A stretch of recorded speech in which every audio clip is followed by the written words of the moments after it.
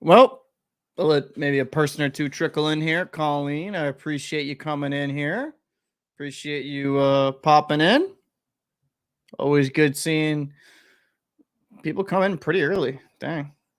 So we have a game here, game 7. New York Rangers against the New Jersey Devils. This is going to be a pretty good one, in my opinion. Um, Rangers had a really good game in their last one. They kind of just took it to the Devils. Devils made some really careless mistakes, though. So I'm not expecting that in game 7. I think we're going to see a good, close game. Both of these teams have the capability to be extremely prolific. So I'm excited to see it. And thank you for popping in, Fabian. We got some Devils fans here. Always good to see. Good to see here. So let's go into the lineups here. Figure I'd start a little bit early going to lineups. Yes, my Bruins did choke, but hey, it's a nice hat, and I'm still a Bees fan. So Zibanejad will be centering Kreider and Tarasenko. Kreider has had his goal-scoring touch. They got some good depth scoring last game, too. So Trochek, Lafreniere, and Kane. So a little bit of a change-up, no longer the kid line there. Panarin gets bumped down with chytil and Kaku. I'm assuming some of these lines won't stay the same throughout the game. There'll be constant changes. And then on the fourth line, Gouraud, Jimmy Vesey, and Tyler Mott as a fourth line, which is a good quality fourth line. Defensive pair of Ryan Lindgren and Anna Fox. That's nothing else changed there. Keandre Miller, Trouba, and Mikola and Schneider. And in goal, shouldn't be a shock, Igor Shesterkin. So that is the starting lineup for the New York Rangers. Now let's get into the New Jersey Devils and see what they got going here. Hischier, Bratt, and Tatar. Jack Hughes centering Palat and Holla. Mercer centering Meyer and Zaran Govicic. I'm going to butcher that. I always do. That's why I call him Igor. And Milad centering Wood and Bastion. Timo Meyer's a guy that I think he's got to get it together for the Devils. You brought him in. He was a good addition at the trade deadline. You're expecting a little bit more from him. He's been struggling. The Rangers defensively have done a good job of kind of bottling him up. So, but I think this will be the game you might see a little bit more there from Timo Meyer. And defensively, Siegenthaler and Hamilton, Graves and Marino, Ball and Severson. And in net, they're going to be going back with Akira Schmid. And I think that's the correct decision. I think you got to go back with the Schmid. He brought you there to the distance. Vanacek didn't look super great in his start. So I think you're just better off kind of sticking with Schmid and riding out that wave. He's shown that he is definitely capable of taking you the distance. So you got to be pretty it's going to be a good game. It's going to be an absolutely good game in my opinion. Let's actually go to the NHL.com really quick. Some news. Daryl Sutter is fired as Flames coach. No replacement named. Calgary missed playoffs one season after winning 50 games in the Pacific Division. Daryl Sutter was fired as coach of the Calgary Flames on Monday. Missed the Stanley Cup Finals for the second time in 3 seasons, finishing 2 points behind the Winnipeg Jets for the second wild card from the Western Conference. Flames president of hockey operations, Don Molina, had to say, as you do at the end of every season, you do a thorough review of your season. I interviewed 25 players, coaches, coaching staff, training staff, spoke to prominent agents who represent key players on our team, and it became clear to me that we needed a new voice to guide us forward.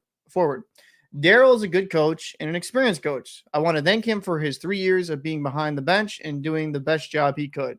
The move comes one season after Sutter was voted winner of the Jack Adams Award as top coach in the NHL when the Flames won 50 games, finished first in the Pacific Division, and reached the second round of the playoffs.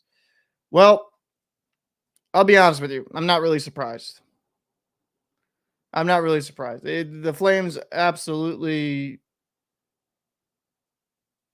underperformed. I'm not going to completely blame the coach on this. I think they made some. I think we all saw how amazing Tkachuk is as a player. I think that was a big loss. And Huberdeau definitely didn't match the same intensity. So I think that hurts.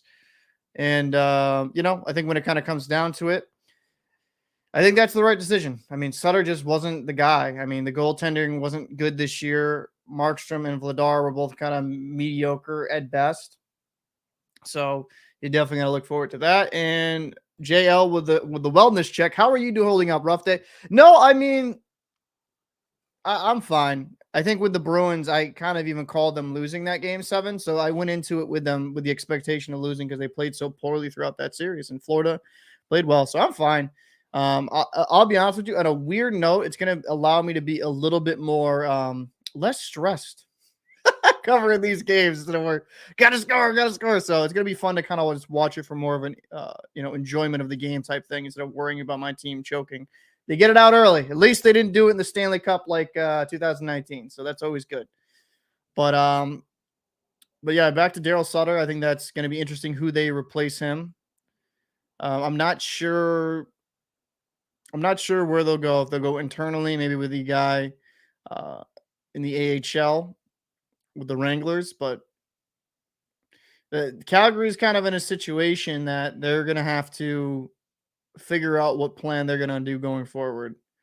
Because let me look at this really quick. Because I know Milan Lucic is up after the end of this deal. I probably should go to Cat Friendly for this. But Dustin Wolf, this guy right here, I think is going to have to see some time next year. I don't think Vladar's the guy. I don't think Markstrom just was really bad, even though you got a lot of contract left with him. I think you got to give Wolf a look, in my opinion. Just my opinion.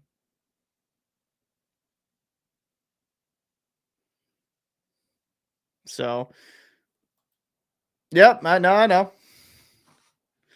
It'll be interesting. Toronto's in for a rough one, though, against the Panthers. I think people are underselling the Panthers. Panthers are going to be a tough out, and especially with their building confidence like that. I think you got to be, if you're a Panthers fan, you got the second or third best player, most likely in the playoffs with Tkachuk. He's absolutely phenomenal. And he's so dominant down low in the zone. It's actually really cool to watch. And that series will start tomorrow. I will be covering pretty much every game every night. I'll be covering a single game. I'll try to balance it between Eastern Conference, Western Conference. I'll say this because I am East Coast. It is nicer for me to cover the earlier games. Today was pretty easy because there was just one. So it made it a little bit easier. So we got 24:54 till puck drop. Wait a minute. Did I start this a tad too early? Wait a minute. Wait a minute. There's no way, right? 8 o'clock puck drop, right? Maybe I made some whoopsies. But it will be good to see here. I'll put that back up.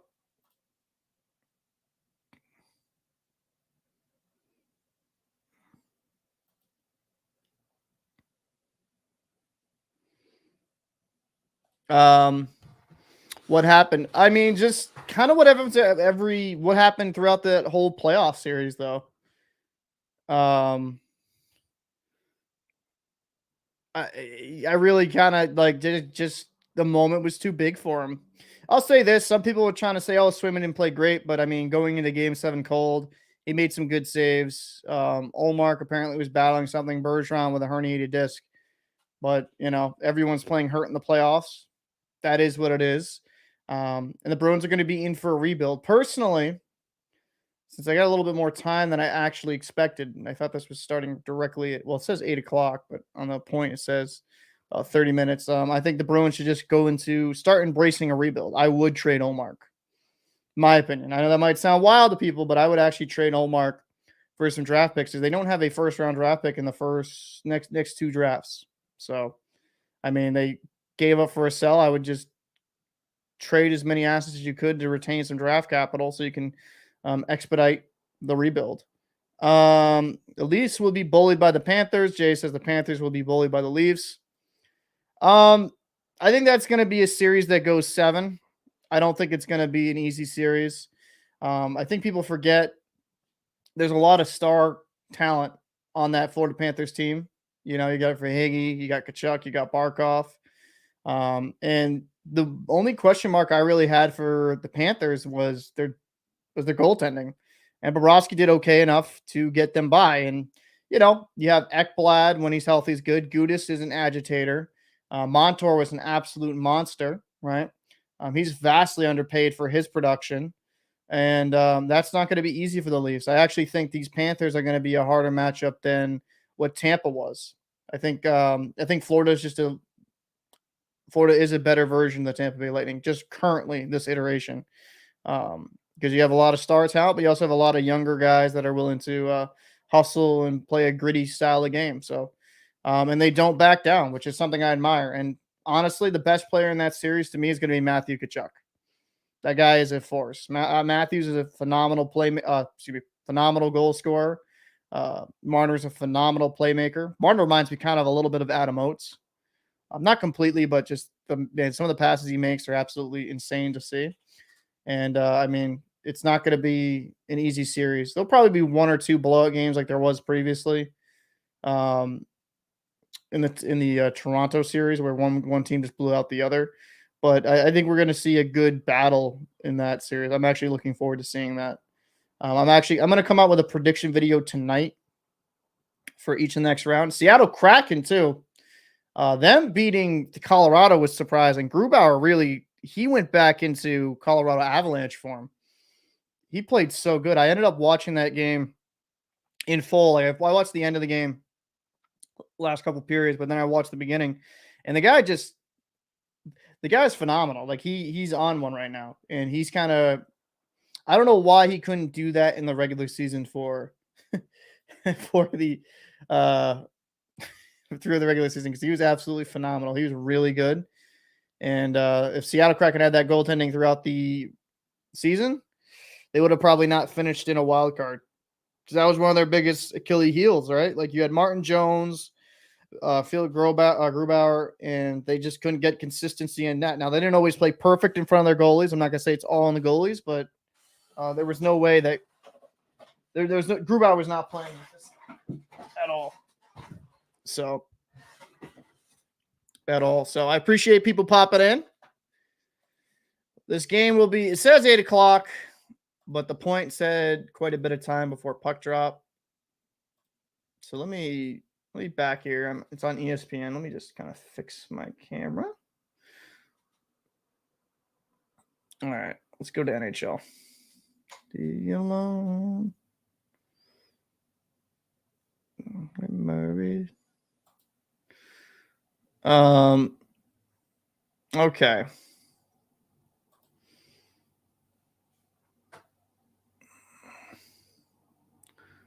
All right, so are we not gonna see? Actually, I was hoping to go to. What I might do is I actually might go to a Devils game or Rangers game. Whoever passes into the next round, I'm thinking about going down to New York and watching a game, catching a game with my buddies. So watch some good playoff hockey. Surprising for the Devils, man. Eric Holler, I mean, he's had a good series. He's played pretty well. And then obviously Akira Schmid outside that one game. I mean, 937, 1.72 goals against average, a shutout. Shesterkin still doing his thing, 3-3, 1.79 goals against average, 939, like really good numbers. 4 games, 6. Vanacek, I'm glad they didn't go with Vanacek. I think that would have been a mistake. You're better off just going with the guy that really has brought you some steady goaltending and is giving you an opportunity here to win. Well, there's quite a bit of NHL news around here. So what is going on here, ESPN?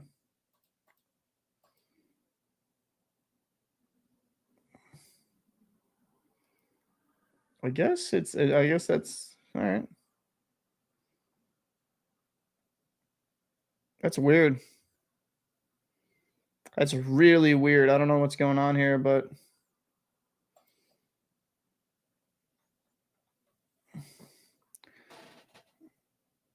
all right, hold on a second, guys. I'm trying to figure out.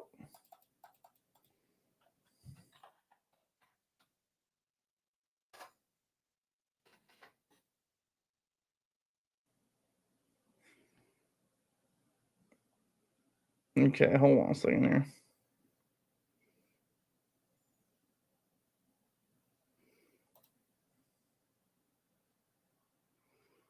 No, this ESPN Plus site sucks.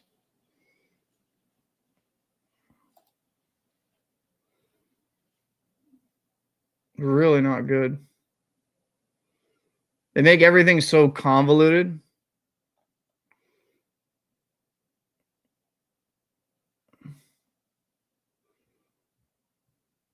Yeah, it's weird. They make this so convoluted. Okay, here we go. They make this far more of a pain in the ass than it needs to be. I apologize.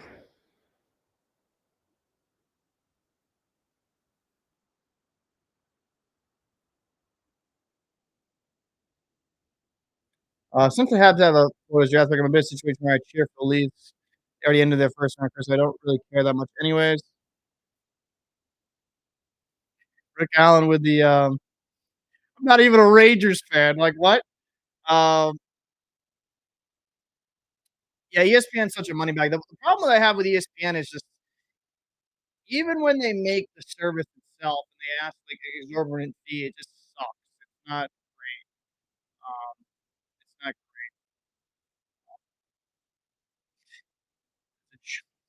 it's a joke how much they charge, in my opinion.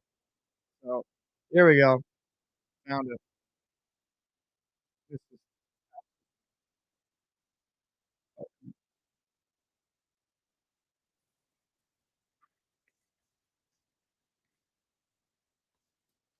so there we go. There we go.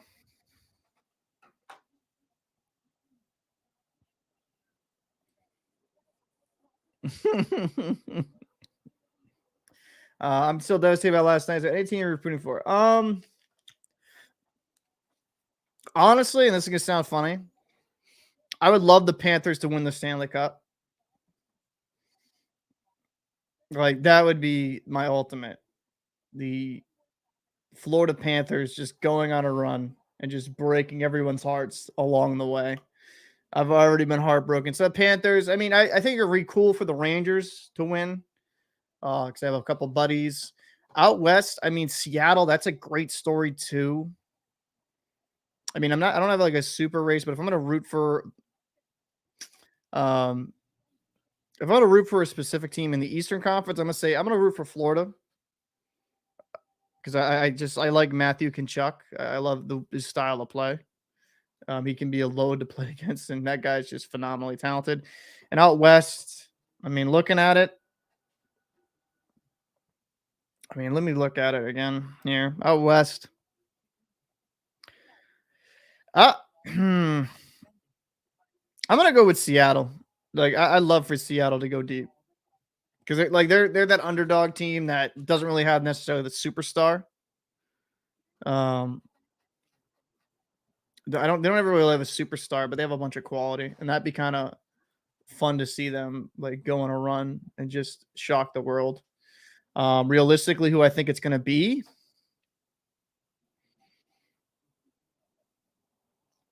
So for the Eastern Conference, actually think the Leafs are in the perfect situation here to finally go the distance. Um, I think that series will go 7, but I do think the Leafs might be able to pull that out. And then after that, like it's Carolina. Yeah, I mean, it's Carolina versus one of these two teams. I think whoever comes out of this series will probably beat Carolina, whether it be the Devils or the Rangers. Um, it's so weird. So like if the Rangers win this series, I actually think they could easily come out the East. If the Devils win, I think the Leafs will come out.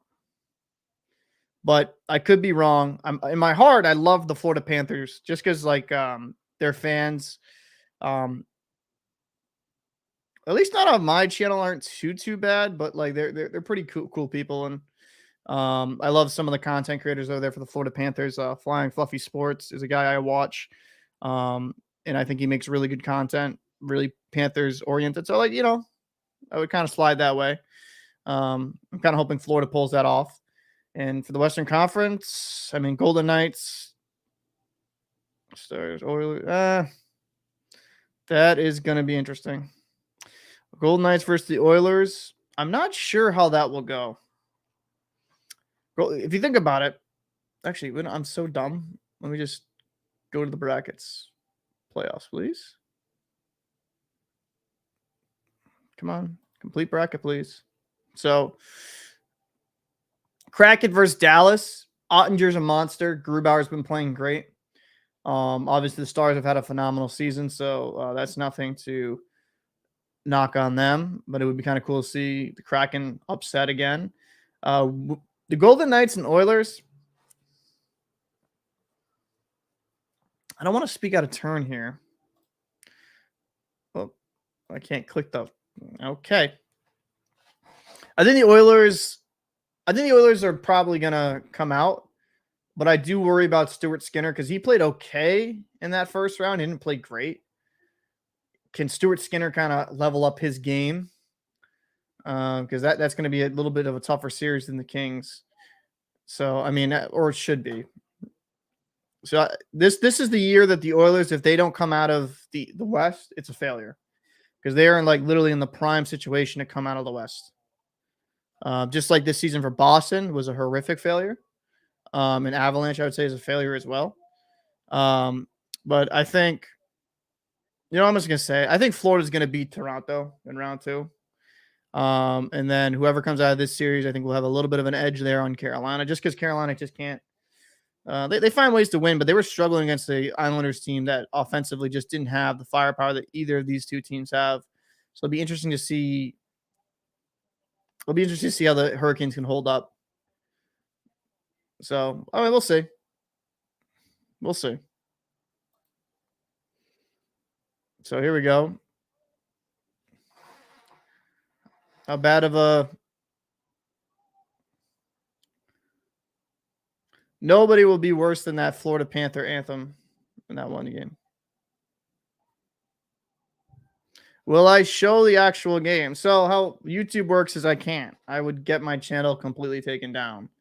I'm going to switch over to the game center and stuff like that and have audio obviously playing in the background if you can pick up on the mic. But I will get copyright striked and have my shit taken down. I can't do that. I wish I could, but that's why you even see big guys like Steve Dangle. They don't do that. Because you can get in some, like the NHL will get after you for it. It's not really a YouTube policy. It's that, the NHL owns the rights to these games. I'm hoping they figure out some way where it could kind of go. So I know I'm going to lose a few people by saying that, but I'm not going to lie to you guys. That's why it's called a watch party. So you guys can watch along with me. And we talk and have some fun. I mean, we had a lot of viewers last night. We had like over 100 at one point. And it was a good time.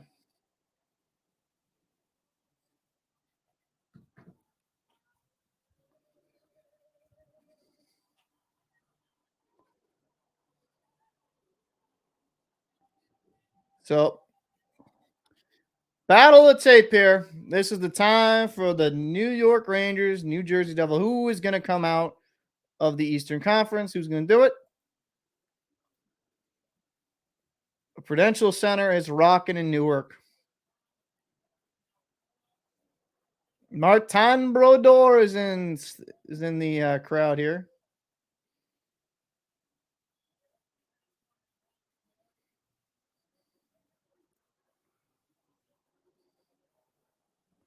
So Shesterkin starting off 3-3, 1.79 goals against average and 930 save percentage.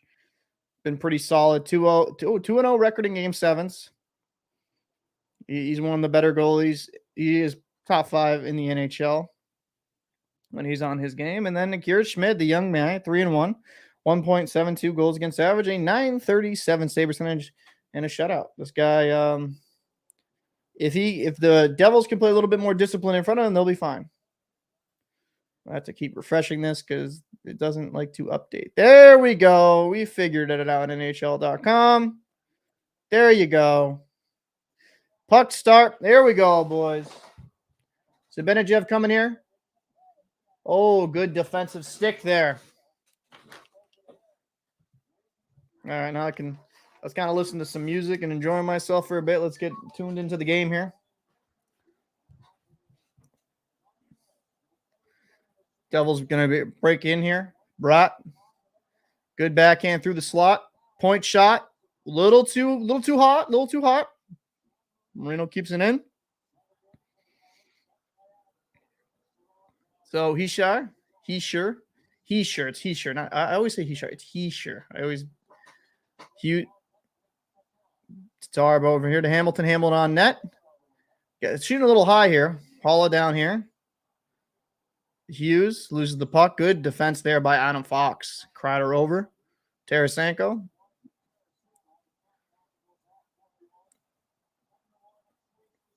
Holla flip. Ooh, good flip in there to Holla. Jack Hughes will cut in, keep it in. Hamilton shoots it from the point. Nothing bad, but always getting a good shot on net here. So Devils got a good pace going here, but the Rangers actually had a good opportunity themselves. Oh, bad turnover there by the Rangers. Really bad turnover there. You got to kind of Panarin here on the back check. Palat back.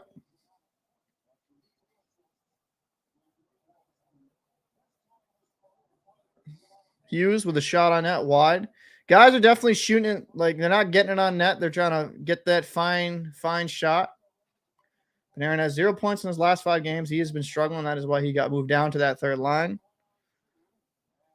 Meyer here on the back check. I'm hoping Meyer kind of shows out here for the Devils. Like, he's got to show something for that investment. Mikola's kind of in the slot here. Kane down low. Lafreniere. Good play. Chip here. Kane over here to Mikola. Mikola. Good save there by Schmid. Well, penalty there on Tyler Mott. Well, Tyler Mott got tripped. So the Rangers are going to be starting out of here with a power play. That's good. That's going to be interesting. I appreciate you always copping through there, Blonde Batman. Your support is always appreciated. And why is this not updating? I'm going to have to refresh this page again because the NHL website is made by people that don't care, I guess. I don't know. But this was bad tripping by Bastion. I don't know. Bad trip to take there. So, good win by Zibanejad back to Tarasenko. Panarin here with Fox.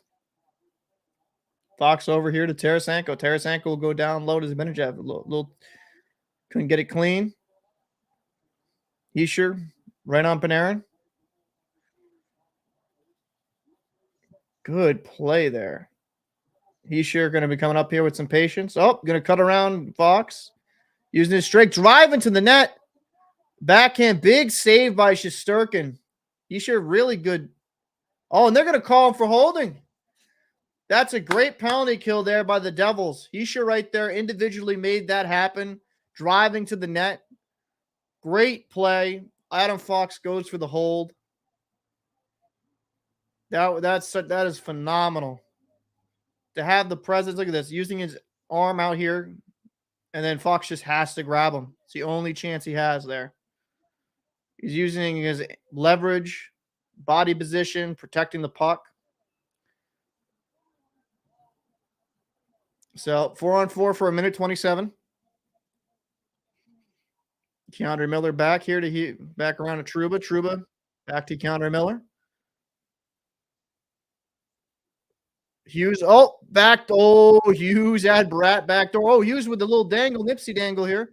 Going for the wrap. Good try there by Hughes. He's got that amazing edge work, athleticism right there. Really quick. So he's one of those guys in close. He can make a lot happen. So 4-on-4 here. Rangers with some control. Zibanejad coming with some speed. Good play here. Devils get some puck control over here to Severson. Excuse me. Oh, Jesus. Marino over here to Holla up. Oh, Tar lost that. Smart play by the Devils, just maintaining possession, trying to get a clean entry here. Good here, Marino. Hughes. Oh, Hughes gonna skate right up ice, use his speed and oh, nice dangle there by Hughes. He almost had it right through. Hischier, guy who draw that penalty. Now the Devils will have a abbreviated power play with about 30 seconds, 30 here. Hischier over here, skating with some speed, flips it over to Bratt, couldn't get it clean, and the Rangers will clean that out. Schmid up here to Hamilton. They have 15 seconds about left on their power play. They got to get something going here. They're not going to have much time, but at least they can get some puck possession here. He's sure at the point. Around. Hamilton. Oh, they got to watch the guy coming out the box. Siegenthaler over to Hischier. And they are even. Anna Fox is outside the box.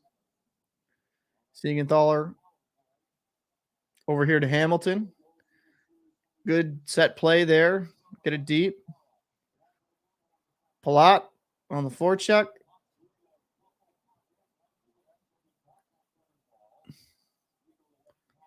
Oh, that's not icing. It must go off somebody. Counter Miller will have it behind the Ranger net. Yeah, I would agree. I think Tarasenko has been a pretty good deal there for the Rangers. Pretty damn good deal. Palat with a soft lob. Keandre Miller holding it. 14. Like, we got a lot of just how many stoppages here? Pretty clean thus far. I know 2 penalties, but clean style of play. Just a lot of up tempo. Probably favors the Devils a bit more in that type of game. Young and fast team. Good move there. Graves Bastion, we're going to have the back end here. Keandre Miller goes against the grain on his back end.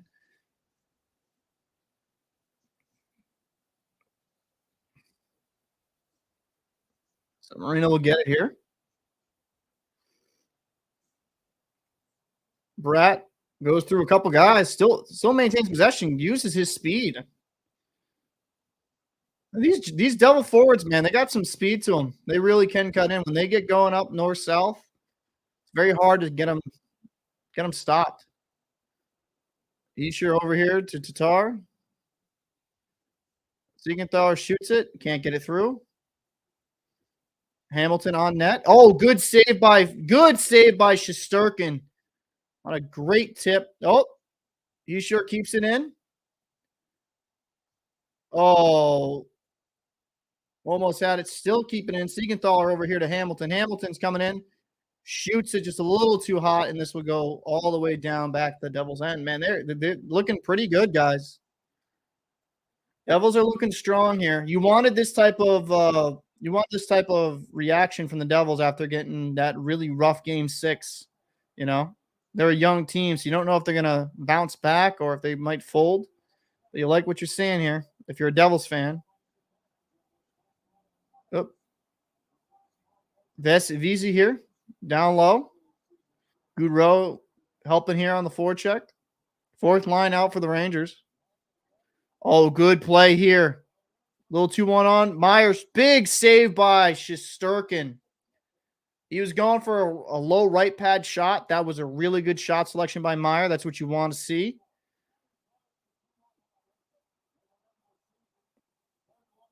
Meyer keeps it in. Throws it back down low.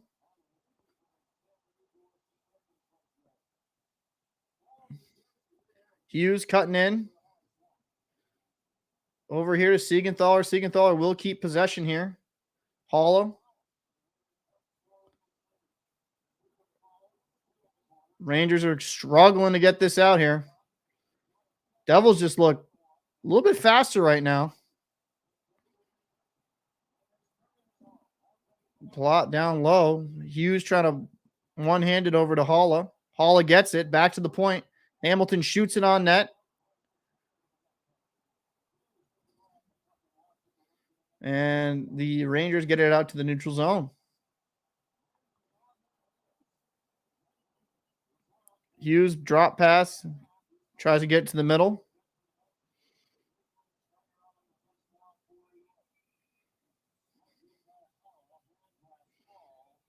Wow.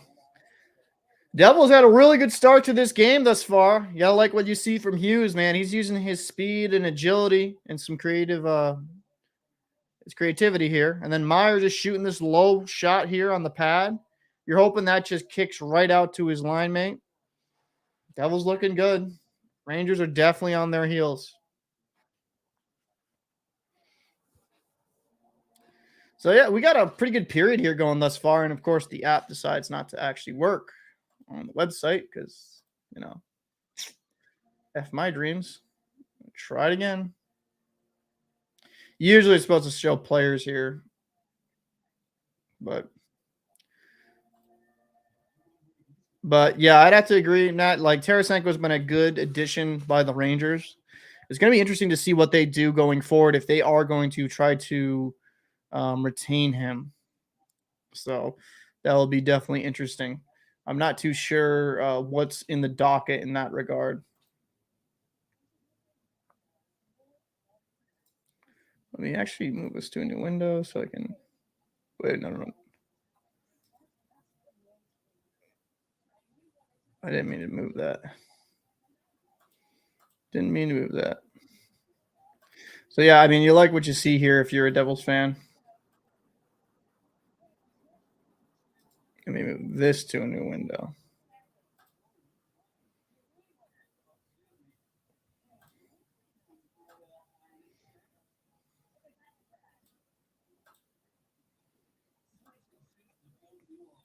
Okay.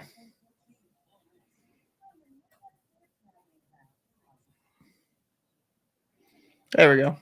That way I can see your guys' chat and watch this pretty comfortably instead of having to switch back and forth here.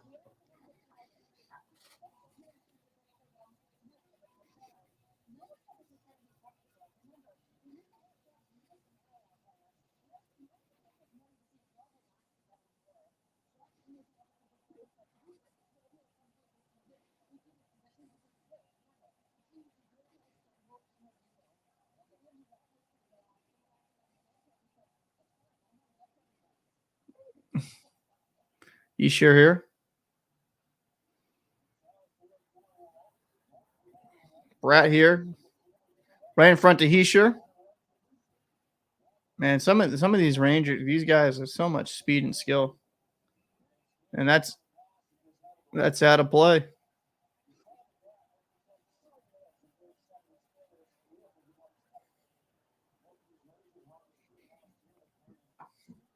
I mean, yep, they got a lot of experience there in the Rangers. I don't think they're just going to sit here and die. I mean, that's something good to point out, but let's be very clear here. Experience only goes so far. It comes down to the actual performance in these situations. So, Patrick Kane's won a cup. A lot of these guys have been really good throughout their careers, but they're going to need to kind of step it up in this moment. History is great and experience is great, but if you don't really play well, it doesn't matter, right? So,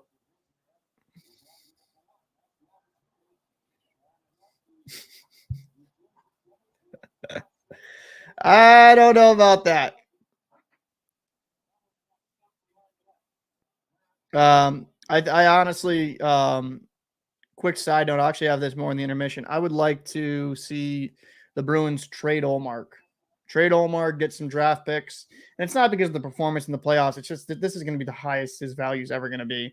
And you could probably get a good, maybe a solid, maybe a low end first round pick and maybe a couple, maybe a lower end picks or maybe a decent prospect. But I think for me, that's what I would like as a Bruins fan for them personally. We're going to commercial anyways.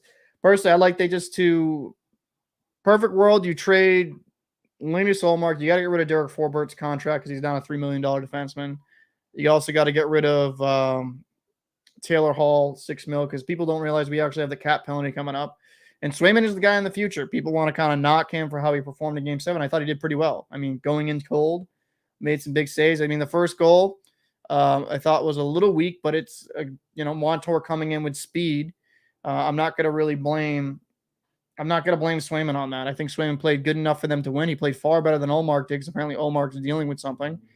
But I think more of that series was on some of the coaching by the Bruins. If Omar wasn't right, just play Swayman.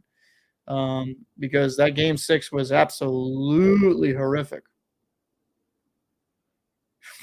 Trade him for Datsun. I'm not sure how that works, but but no, Rose. I think when it kind of comes down to it, if I'm the Bruins, I just embrace the rebuild because they got a couple guys in Providence that did good. Berkulov, Lysell, Kaiser, and Busi are good young goalies. I'd rather them just go embrace the youth movement, and hopefully Bergeron and Krejci just retire so they do that.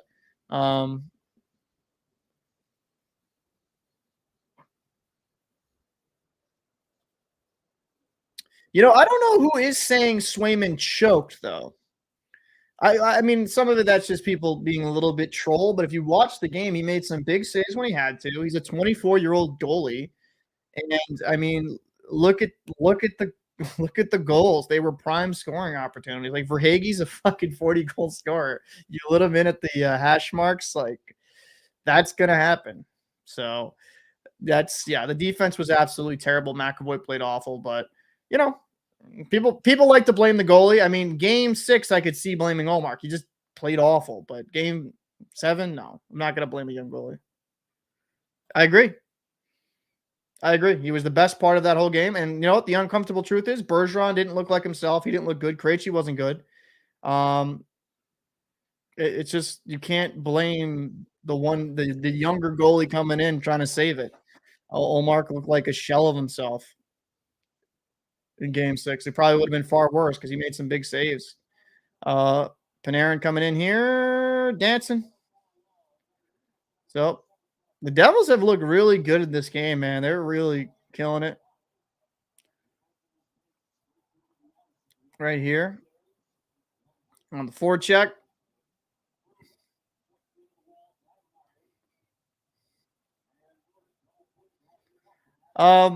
So Jay, I think when it kind of comes down to it, Canadian teams will root for Canadian teams in the postseason, right? Because you guys haven't won a cup in a long, long time. So I think that's where a lot of that stems into. Now, if I think, in my personal opinion, if more Canadian teams were like recent cup winners, there wouldn't be this like, oh my god, a Canada team's got to win. Like, no, I don't think it would be. There'd probably be some of it, but not as much of it. Oh, and the Rangers are going on the power play here. That was a trip.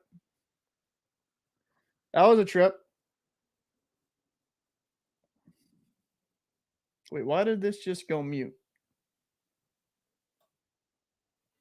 What? Oh, it's my goddamn speaker turned off. Why did that speaker turn off? It's like plugged in. Speaker sucks. It's actually really good, but just cuts off randomly. Or just shuts off. What's that a penalty? Yeah, I guess. I guess. What? I would disagree, Jack. I would disagree greatly with that. I think you're just playing. I mean, I know what you want is the Canadian Cup, so I get it.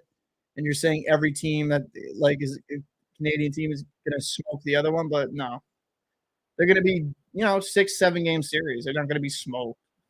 I'd be very surprised if that's the case.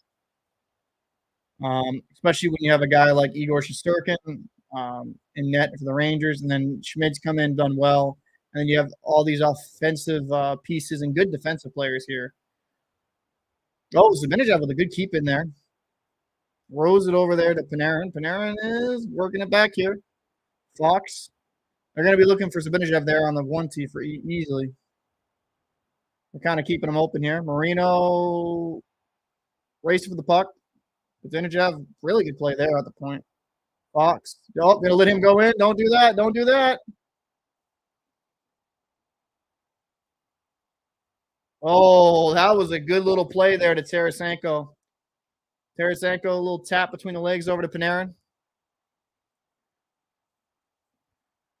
Big save! What a save by Schmid.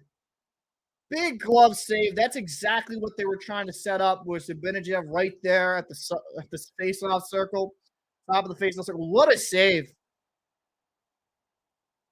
What a save! He made a good sequence there.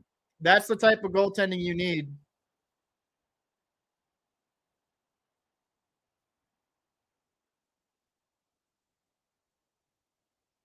Oh, I'm not saying it as a slight on Canadian hockey players. I'm just saying as the Canadian run teams. Yeah. I mean, there's a lot of Canadian. You see a lot more Americans like Kachuk, American. Um, Matthews, like the best player on the Maple Leafs is American. I think that their talents in America, United States, I should say, and Canada are both very good. I just think with the Canadian markets, it's been more of just bad management throughout the years. Really not an indication of Canadian hockey players are this. Like no, Canadian players are still one of the best in the world. Like Connor McDavid is insane. Seeing it all around. It is weird when you see like USA teams when they're playing Canadian teams in the playoffs, like US, like chanting USA, like it's full of Canadians or Europeans. I get a kick out of that. It's kind of funny. Miller coming in here. Good block there. Good block there.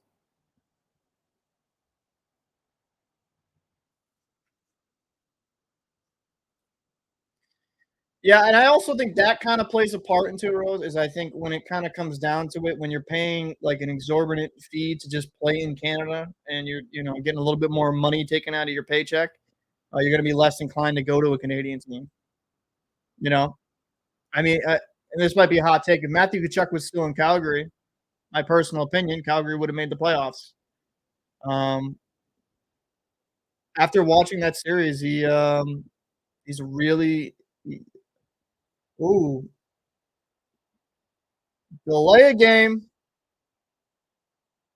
That's a bad one by Ball. I just tuned out how the Rangers have been looking so far. I would say the Rangers have kind of been the better team throughout this period, but Rangers going on a power play now. They've looked really good on this power play. Schmid made a nice sequence of saves, a really good glove save on Zibanejad. They're going to be looking to get Zibanejad here on the faceoff dot. And Ball did a Hampus Lindholm, just threw that right over. But the Rangers aren't looking too bad. So,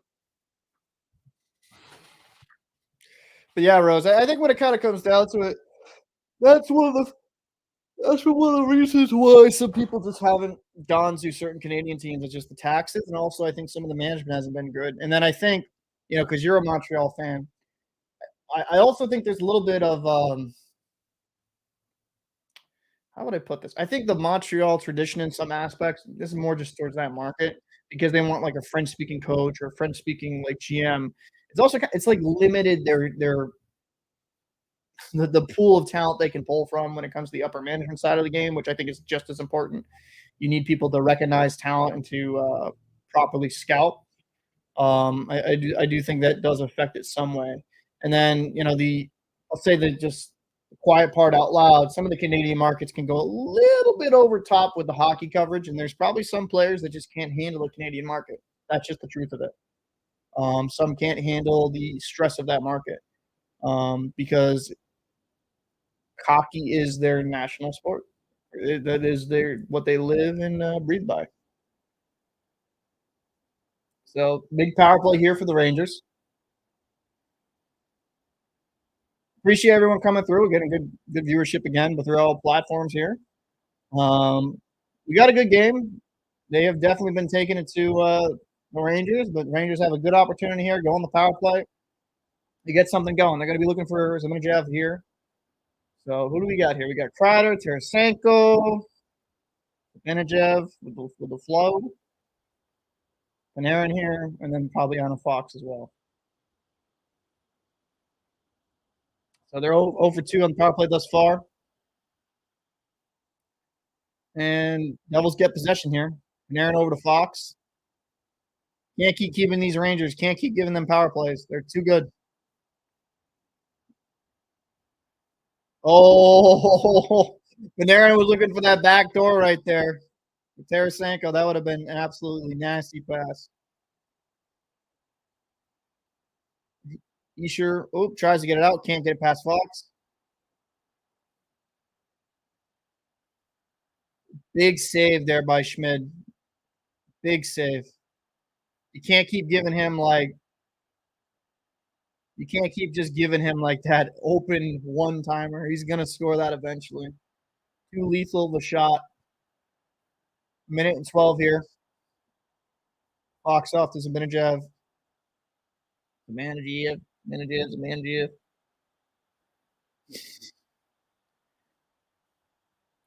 Here at the point. Working over Tarasenko. Tarasenko try to get there to Panarin clean. Oh, ooh. Mercer's got to just play that, man. He can't just skate by it. All here on Kane. Kreider back. Uses his stick. Zibanejad here over to Kane. Patty Kane taking the shot. Good block there. Siegenthaler in and gets out. Man, this is looking like a good game here. 30 seconds left here on the power play. Adam Fox getting back with the puck possession. Trochek here. Skating it in. Gets it over to Patty Kane. And the Devils will get the puck possession here.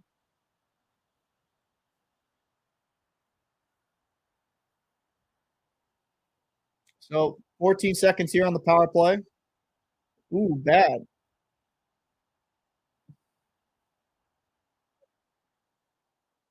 Lafreniere. 2 seconds left and even strength.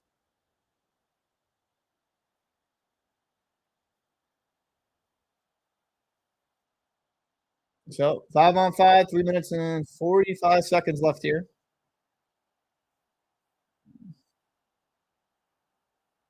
My biggest fear, goaltenders. Goaltenders playing the puck. I got PTSD. Jack Hughes coming in. Trying to find, try to force it. Good block shot there. Panarin coming in. Dipsy doodling. Hughes coming in. Great save by Shesterkin. What an animal. That guy's just, that guy, he stayed with it, didn't give Hughes much of anything at all. So we got 3:02, 3:01 here in the first. Oh, terrible turnover.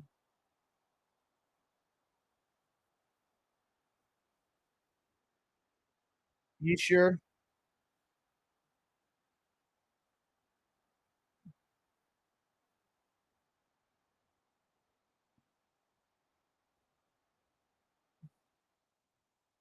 Rangers got a little bit of possession here. Goudreau behind the net.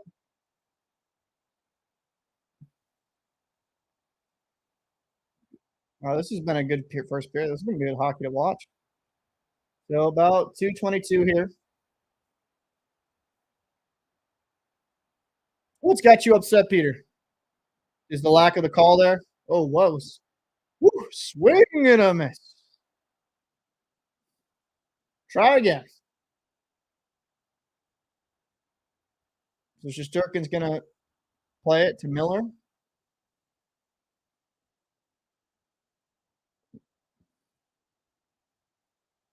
Oh, Zibanejad. A good try by Kreider getting it over Zibanejad, but just not much there. Good save by Schmid.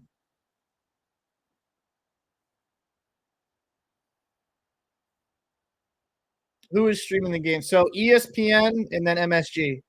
So the game's on ESPN.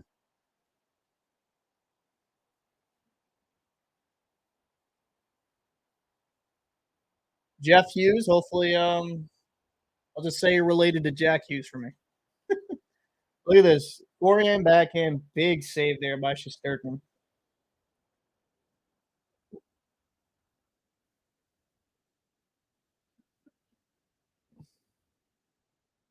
What if no cable? There is other means of streaming. I can't. I don't know off the top of my head. Might be some people in the stream that could probably hook you up. I'm not too sure. But like I think ESPN. The unfortunate part of ESPN, like you need a cable subscription to like watch these games, which I think is BS. Even if you pay for ESPN Plus, it makes no sense. Oh, good stick there. Big save by Schmid. Good. So Rangers getting a little pushback here. Good pushback.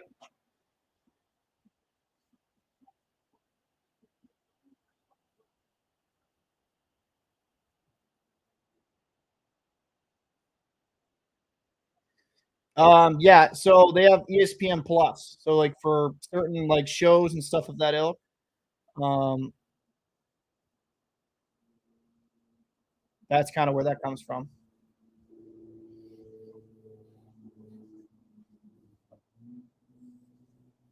Yeah, I think that would have been dumb if they went with Vanacek.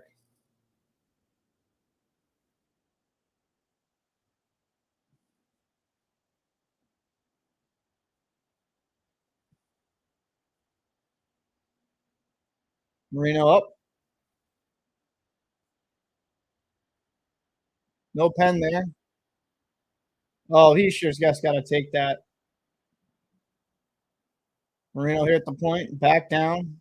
Bratt lets it go.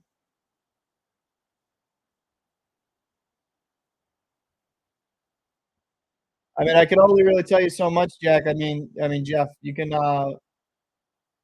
There's only so much. I think ESPN Plus. It's like 79 a year. Oh, terrible. Hughes lost an edge there. You can look that up though. I'm obviously streaming, bud, so I can watch the game.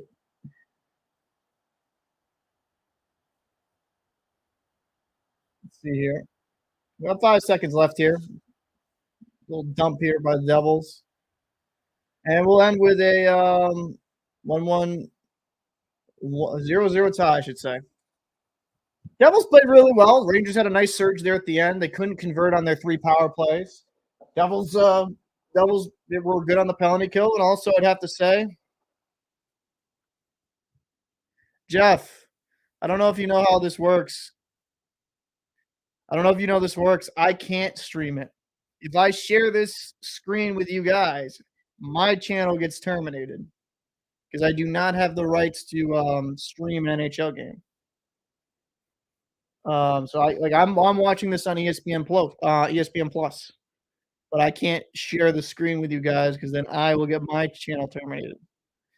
That would be kind of for the worst for me.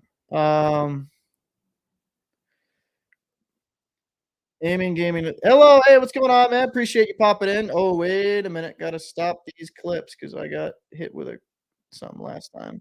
Probably will get hit with it again now, but is what it is. So it ends with a period ends 0-0. Saw some good performances from both teams there. You can't be too displeased. Maybe if you are a Rangers fan, you want them just maybe score one there. I appreciate that, Marty. Thank you so much. I appreciate the kind words. Um, but yeah, I got to make this clear for guys. If I stream it, I lose everything. That's why, like, one of the bigger hockey content creators on the planet is Steve Dangle for the Maple Leafs, and even though he works for Sportsnet, he cannot show the game on stream and like do a watch party with it, right? So if a guy that big with that many connections can't stream it, little old me is not going to be able to stream it. Little 3,000 subscriber channel Paul isn't going to be able to stream it. But this has been a really good series, really good game, I should say. Good series actually too. We got my co-host in the chat. He is currently working, changing lives, making the world a better place, saving lives, giving penicillin out on the discount, giving him the hook out. Alex Alamistica, or as you know him, Fajardo or Fajardo. I say Fajardo because I'm white. But appreciate you popping in, brother. Good, hopefully work's going well for you while you're saving lives and, taking out fires and just dragging people away, saving them. Rooting for the Devils so we can embrace the chaos. I mean, these playoffs have been absolutely wacky, and it's kind of been fun to see. Even my team getting upset was just like mind-boggling. And I mean, the Avalanche got kicked out by the Kraken, and it kind of goes to show that it's not always like the gap in talent, right? And we take this for granted at times, but the gap in talent from like the lowest, man, if this shows another video, I'm gonna have to pause this because I'm gonna actually get in trouble. The gap in talent between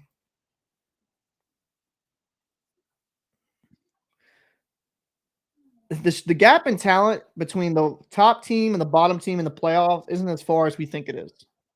It's kind of it's a little bit closer, and the Kraken and the Florida Panthers proved like, and I think the Florida was a better team than their record indicated, but and same with the Kraken, it just proved like, hey, like a team gets hot, anyone can win.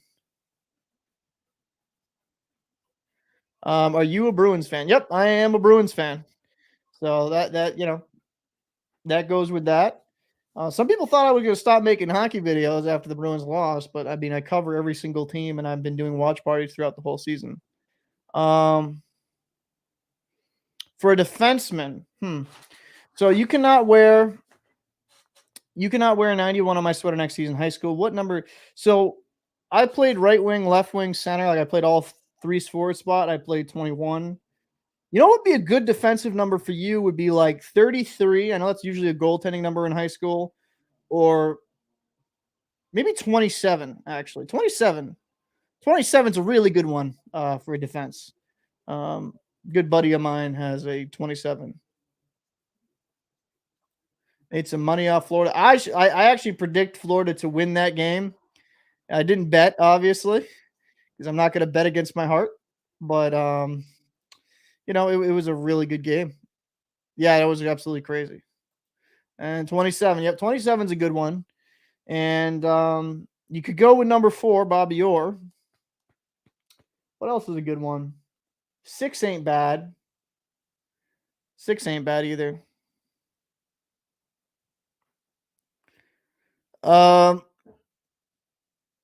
no problem. I mean, are you a freshman? I mean, actually, no, I shouldn't ask you that. Probably get your docs, but yeah, that should be kind of good to see. So, I mean, 44. Oh, 44 is a good number too, actually, Alex. I'm a Leafs fan, so I'm super happy the Bruins lost. They seem to always beat the Leafs. Yeah, but I think the Panthers team, I mean, with Verhaeghe, Kachuk, Barkov, they're gonna be I just saw it's like they're gonna be a load for you guys, and that should be a fun series to watch. I think that will go the distance, 6 or 7 games. Stay clever. Appreciate you popping in. Let's go Panthers. Brandon Montour was an absolute monster in that series. That man is getting paid. Let's make that very clear. That man, I think he's only got a year left. Hold on. Let me look at this. I think he's only got like a year left or 2 years left. That guy's getting paid at the end of that contract. Like if he can keep up that production, let me look. Florida production, depth charts. When is he? Oh, he's a free agent at the end of next season. Yeah, he's getting paid. Like 3.5 mil for him. A steal. Absolute steal. And correct. Yep. Go yeah, I mean, yeah, I don't think the coach will go for that. So, I mean, yeah, Florida Panthers. I mean, let's look at them, right? You got Barkov or Hagee, Duclair. He's got some nice speed to him. I think, he obviously didn't play great in the series. He had stretches of some good speed, but not great. Sam Bennett, he's been well. Matthew Tkachuk. And Sam Reinhart, right? Sam Reinhart, Lindell, and Listerine were really good. And then I think having a quality Eric Stahl as your fourth line center, I mean, it shows the depth. You got Barkov, Bennett, Lindell, Stahl. You have good depth down the middle. And then, the defensive was good too. Forsling, Ekblad. When Ekblad's healthy, he's always been really good. Problem with him has been health. Mark Stahl, Brandon Montour, Mahara, and Gudis. Gudis is a agitator, and he plays a heavy style game that does wear on other teams. And well, they'll just need more improvement here in the goaltending. They just need Bobrovsky to not, to be more like his last couple games than the first one he played. So, yeah, I mean, absolutely bonkers team. Yeah, I agree. It's been an absolutely insane first round. It is like all these upsets. I'll actually even go back to the playoff bracket. All these upsets have been absolutely incredible. I mean, like look at this bracket. You had Seattle beat Avalanche. Who in the heck picked Seattle to beat the Avalanche besides Seattle fans? Nobody, right? Minnesota Stars. I picked them in 6, I think, as well. I think Dallas in 6, but this was the only boring series to me. It was the Winnipeg Jets versus the Golden Knights. Yeah, the Jets got a win, but wasn't that great of a series, if I'm being honest with you. The Jets they didn't look like they gave a shit, if I'm being blunt. Oilers and Kings, I mean, it went to 6, but man, it was really close every single game. That was a really tight series. Obviously Florida with a massive historic upset against the Bruins. The Lightning and Leafs were a tight series too, right? They had some blowouts with each team, but overall pretty tight series. And then the Islanders and the Hurricanes, same thing. Very tight 1-goal games. And we got the Devils and Rangers going, to game 7. It's been a really good postseason, right? And I'll say this, for my first time being a content creator throughout the postseason, it's actually kind of cool because you're able to, there's just so much hockey talk. I actually had a video done for the last game that the Rangers made, but I realized it's game 7 tonight. Kind of redundant to even me uploading that. But the Rangers played really good and really took advantage of some terrible penalties there by the Devils in game 6. I think, yeah, game 6. I'm a bit of a low-key Kraken fan, most single-handedly because they selected Jagger Frickus from my favorite WHL team. I know it's pretty dumb, but I love anything and everything about the Warriors. Thanks, Alex. I appreciate you coming by, bro. When you get off work, if I'm still up, if this goes overtime or something crazy, I'll feel free to pop into the stream. I'm a bit of a low-key. I just like the Kraken because I love that mentality. I love the mentality I have seen from them. It's such a team oriented way they play. There's no one single superstar, and I think that's great. Now I think Matty Beniers can be that guy. I think he'll be a good number 1 center for a very long time. I like him. But Grubauer has absolutely blown me out of the water with how well he's played because I just didn't think he had it in him anymore, especially after that regular season. And it obviously wasn't all on him, right? It wasn't all on Grubauer during the regular season, but him and Jones did not look great. And I would actually argue at times I think Jones was the better goalie. But Grubauer really kind of found his groove a little bit towards the end of the season, and he did fantastic, like a 926, right? 926 save percentage in the postseason. Absolutely fantastic.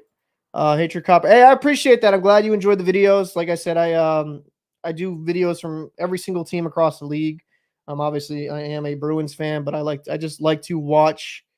I love to watch hockey, so I'll try to watch as much as I can. Not Max. Many are arguing that Barkov should not be the captain, but I think Tkachuk is a rat and is not fit for the sea. Barkov is more humble and more defensively responsible. I still love the guy though. Oof. You know what? I'm gonna actually have to say this. I actually think Tkachuk's more of a leader than Barkov. Barkov, I think, is a really good dude, and he has his talents. And I actually think there's more there for him. I think Barkov could be far better than he even is now. I just don't know if his personality allows him to be that monster. Where Tkachuk, how do I put this? Tkachuk does some dirty shit. Let's not get this crazy, right? There's some things a little bit over the top. But I'll also state this, is that guy's got passion and fire, and statistically 5-on-5, he is the best player in the playoffs right now. Statistically. I would argue he's probably second or third right now left. He just has such a dominant game he plays with. And when you watch him closely, you can see why he's so good. Because it's not just a single aspect of his game he's really good at. Like the one thing I would knock about Pastrnak, right? Terrible turnover machine, and can kind of be a little bit light on the puck. Right now, if I'm going to say in a vacuum who's the better shooter, probably Pastrnak, but I think the more well-rounded player is definitely Tkachuk because he's solid defensively, solid offensively, and he's extremely good at puck possession and a really good playmaker. He can shoot, score. shoot and score and pass. He just has everything you want from a player. I think he's ideally, if he knocked out some of the antics, be the perfect player. So I mean, I'm gonna say again, like there's websites you can Google and look into. I can't say for obvious reasons. I'm streaming. But you can look into stuff. Just Google it and you can probably find something. Or there's even stuff I think on Reddit that will allow you to find streams. I just, like I said, I can't really show the streams on air because then I get in trouble. And I'm not looking to get my channel taken down, especially when I've kind of grown so quickly within the last 6 months. I'm trying to keep that baby going. So, but yeah, I think I appreciate everyone popping in though. 31 viewers live is really good. I think we'll probably get some more throughout the time. Now, so for a few of you people here that teams have moved on, right? I'll ask Toronto fans. How confident are you against the Panthers? Just curiously. Like, how confident are you going to be real? Be real. I know as a fan, you kind of want to just, oh, my team's going to be, but like, I'm genuinely curious. Like, how do you feel about facing the Panthers? And how many games do you think it will go? That's actually something I'm kind of interested to see because I think that series will probably go 6 or 7, like I've said. And the more I think on it, man, the more I might be leaning towards the Panthers because Samsonov's been iffy. Samsonov and net for at least has been kind of okay, but not great. I'm kind of interested to see. Oh, no problem. Hey, appreciate you popping in, Dead Man. I'm staying strong. Just sad. Just a sad boy. But so I think I'm only gonna keep doing these live streams throughout the whole playoffs. Panthers haven't won a second round since 1996. At least that makes sense. That's gonna be funny. Yeah, that is gonna be funny. We'll see. We'll see how this goes. Who's gonna be the first one to kind of break the curse? I think the Panthers. I don't know. I think I like what I see from them. Really do. Hatred Copper. Pavelski being back is big in my opinion. Stars crack is going to be fun. Yeah, I would say. I feel good that Pavelski's back though after that like injury. It feels good he'll be back. He's like the ageless wonder. He's one of these players that he's like wine. He gets better with age, and he just finds new ways to reinvent himself because he was so good for San Jose for such a long time.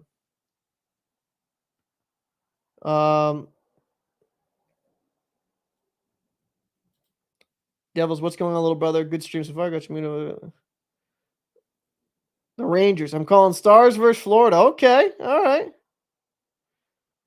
Okay. I appreciate it. That's been amazing. What do you mean? You know what? Let me double check myself because I might be a little bit. I mean, he's had some really good games, right? But I'm thinking overall. But if I'm wrong, I'm wrong. Let me see. Yeah, he's been okay. Like really, last two games really good. But I mean, he's been okay. He's been pretty solid. Like Samsonov lit in like that really weak goal too, short side on the backhand.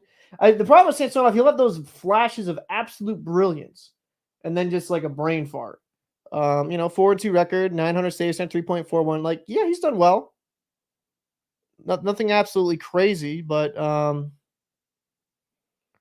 I mean, a little bit more higher end chances on Samsonov, which that's a problem the Leafs are going to have to worry about. That's what the Bruins did. They let in like guys in very high scoring chances. But when I saw Samsonov play, he played well. I mean, I think he played better than those numbers.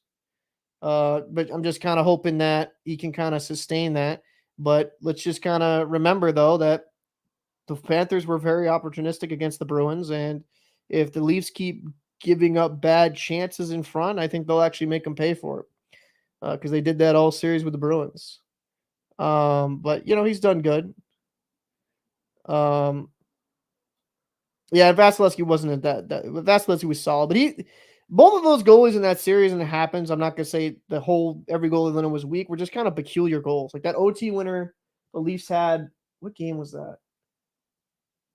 I want to say three or four. They had one OT winner from the point from Morgan Riley on the wall, and that was like bad because there was no screen. It just went right over Vasi's shoulder. It was weird.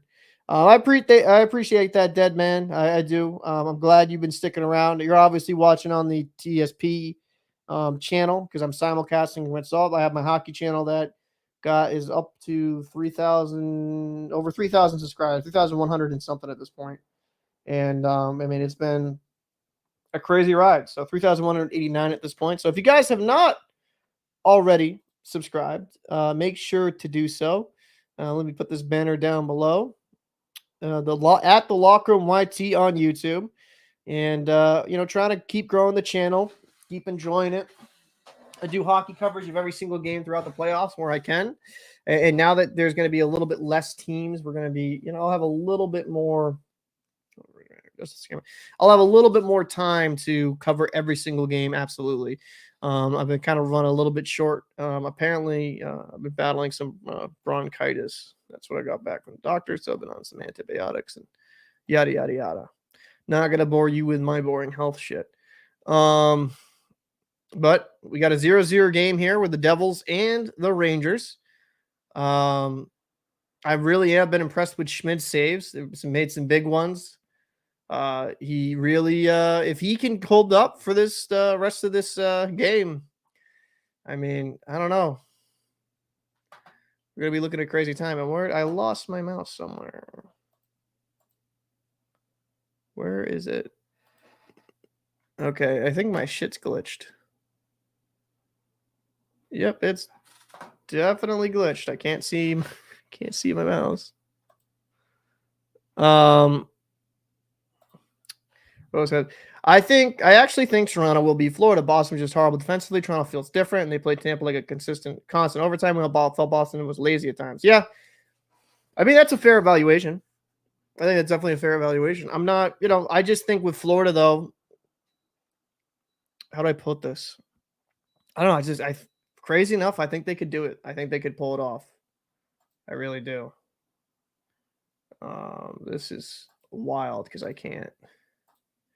For whatever reason, my mouse just went away. So I gotta oh my God, this is actually kind of annoying.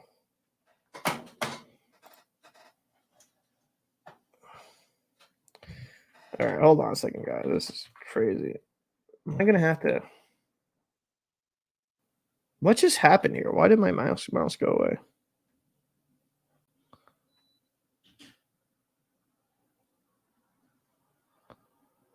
Oh my God, this is actually gonna piss me off.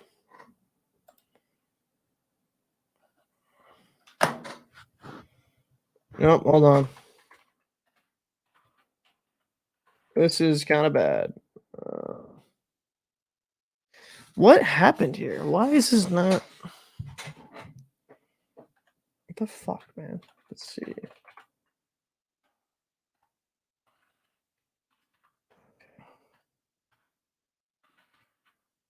I had to just use tab keys, I guess, to get that back. Oh my God, guys.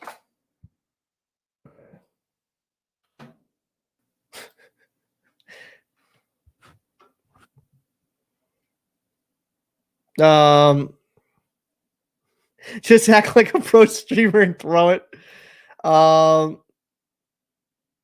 Sharks need more than Bedard that they'll take him. Yeah, I mean, if San Jose got Bedard, I think that'd be great. I kind of want him to go to Columbus. If you're a Sharks fan, I don't mean that as a bad way. I just think Columbus hasn't had anyone really since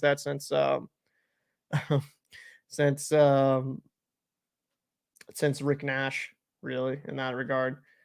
Yeah, I saw it, unfortunately. My man roasted my team, which is I roasted it last night, but let's see here. Okay, are we just not go? Okay, I'm gonna have to try to find a way to kind of get back here. Game center. Okay. So that's perfect.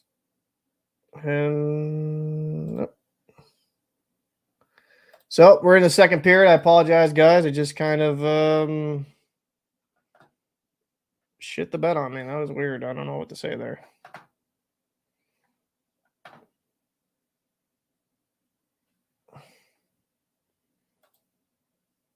All right. So, come on, man.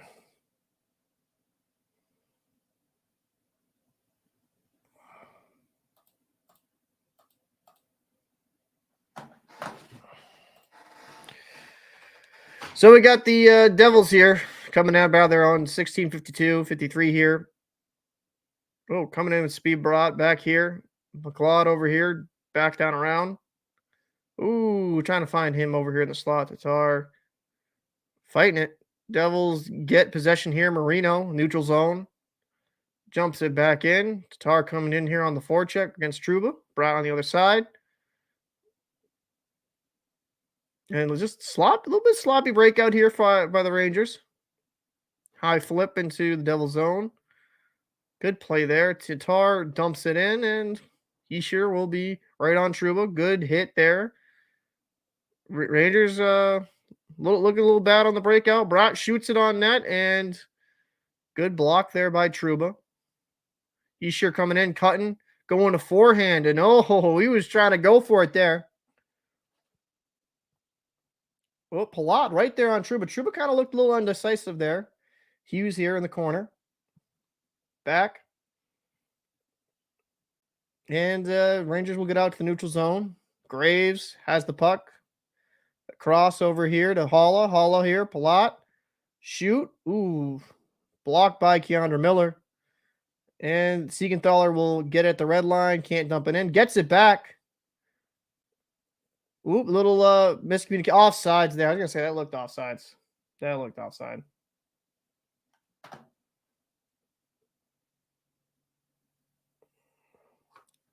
So let's see if I can kind of fix things here.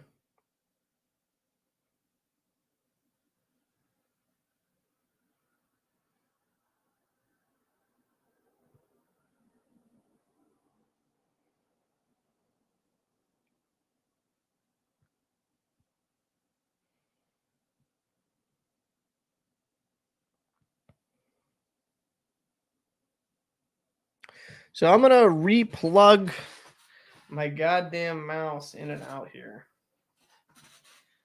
Ugh, it's kind of great on the good old hip surgery here. Great. All right, let's see. Maybe plug it in. I'll fix it. Okay. Can I actually see it? No, I still can't see it. All right, well. Oh, backdoor try there. And great save there by Shesterkin. Siegenthaler keeps it in. Hamilton over here. Ooh, Sergey Mercer coming in here. Behind the net. I might have to restart this computer. And I'm not doing that for this stream. Oh, come on, man. Go to commercial already. Son of a bitch. And that will be no icing. I can't get my icing, apparently. I need my icing to reset this. Siegenthaler up. And, Rangers going back here the other way. Trochek using... good save. Good potty. A good save there by Schmid. Good left pad save, and he will freeze it. Like, I'm trying not to freeze the stream. Oh, that wasn't the mouse one, was it?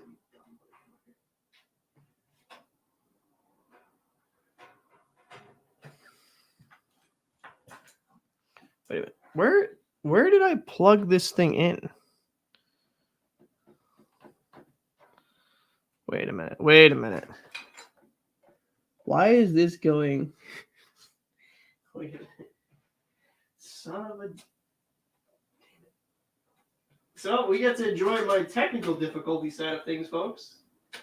This is exactly what I want on a friggin' stream. Yeah. So Holla will take The face off. I'm probably losing people like crazy. Is what it is. Hall takes the face off here. Trochek. Devils win it. Man. Oh, Hall here got 2-on-2 with Palat. Throws it to Palat, a little bit behind him. Palat back to the point, and that was a bad pass. Lafreniere coming in here. Soft dump over here to Trochek. Lafreniere gets it back. Lafreniere shoots it, but it misses. This goes all the way around. Fox gets it. Halla bothering him. Weird bounce off the stanchion there. Trochek gets it deep.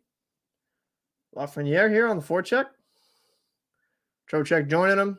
And the Devils will get possession. Palat. Ooh, can't clear it. Patrick Kane here. Top of the dot, top of the circle. Good block there. Good block shot. Both teams are being pretty good. Screw it. I'll just figure it out. It's commercial break. Can't read any of your chats right now, so we're gonna go there with it. Eric Holla, and he can't get it out. Good keep. Rangers kind of getting some pressure here. Good row all the way around, back to the point, shoots it, just misses the net, goes all the way again. Trouba here, using his big strength down below, getting it back here to the point. Good row from the right point, over, and a block shot. You got a stick on it. Lindgren gets a stoppage of play, and that's exactly what I need because, God damn it. Okay. What is the mouse? Which? Dude, I got like a rat's nest back here. This is bad. That's you stupid. That's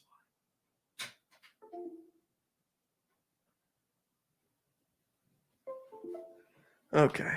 There it is. Found it. I don't know why. Oh, that's not good. When you get a torn labrum surgery and then going weird angles and doing PT and all this stuff. Did PT today. My hip's not feeling great. So fixed it. And you guys got to witness the struggle real life.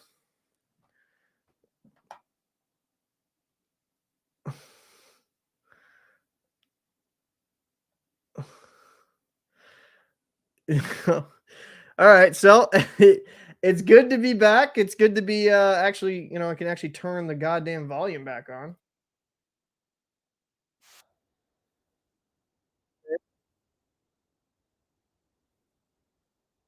All right. You know what? The thing that impressed me about Grubauer is why he played that series against Colin like a man possession turn John Muck. Yeah, I know he absolutely played phenomenal. Sounds like a dumb question, but if it's a Razer mouse, that shit needs constant updates. No, it's not a Razer's mouse. It's a little bit more simplistic than that. Backdoor, Paul, don't reboot. Just unplug your mouse for a minute. After that, hook it back up. Ways. Yeah, I couldn't find the goddamn cable, bro. It's like so bad.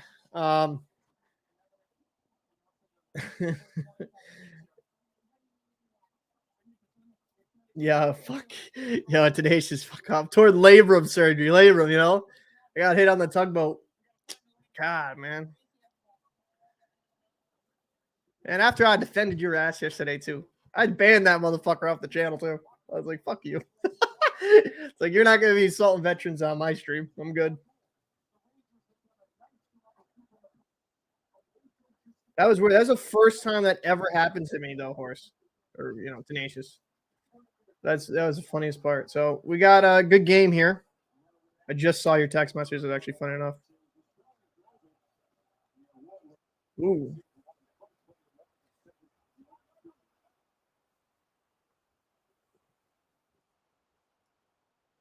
Well, penalty here for the Rangers.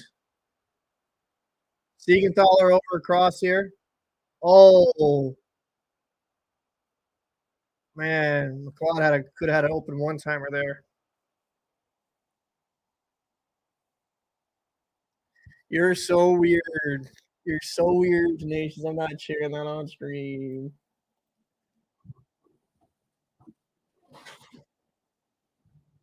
Well, that was a bad stick by Keandre Miller there.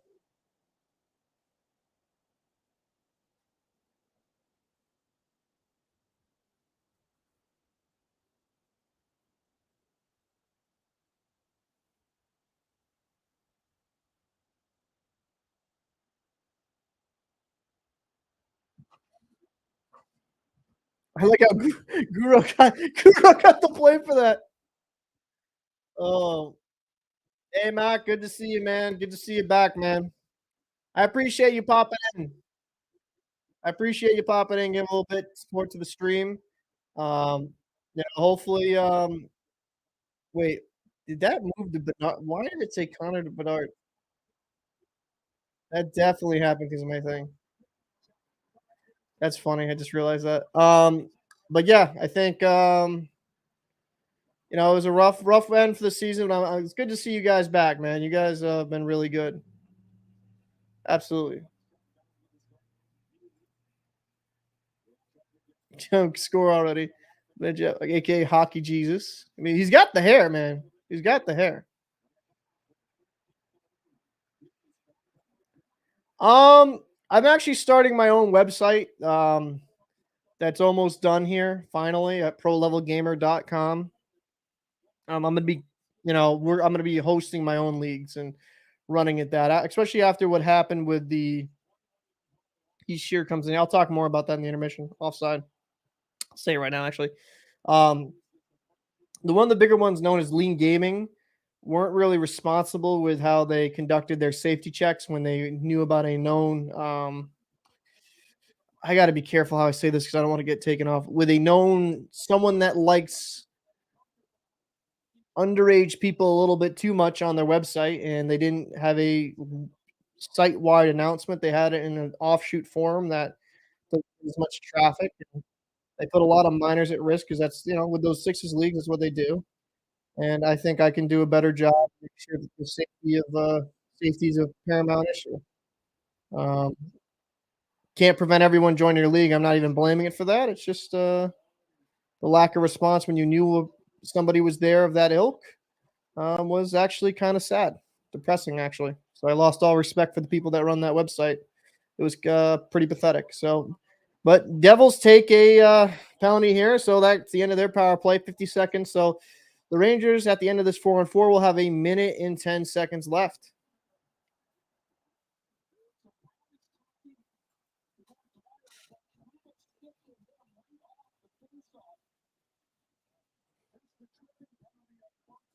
Yeah, I made a video on my podcast channel about it.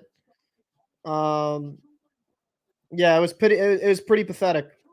And they have known associations with certain NHL teams, or they did. I shouldn't say known associate. They've done some esports stuff with them, but it's sad that I think as an adult, you need to be told that it's proper conduct to inform people about somebody um, of that somebody of that stance is on your website, or somebody of that standing, I should say. I'd love to see you on the Horse Nation. No, and I know. I appreciate that, Adrian. I just, being a youth hockey coach and um, just I can't. Admittedly, I can't wrap my head around someone not doing the right thing immediately, and maybe that's just because you know, maybe I expect a little bit too much out of people, and that is a weird one. But yeah. So that's why I don't go to leaguegaming .com. I think it's kind of pathetic how they dealt with the situation. And then when I exposed them to it, they threatened to sue me. The guy in charge threatened to sue me, and which was amusing because you can play that game if you want to. Let's see. So Zibanejad gets tossed here. Kreider here on the dot. 4-on-4 for 22 more seconds. Hamilton and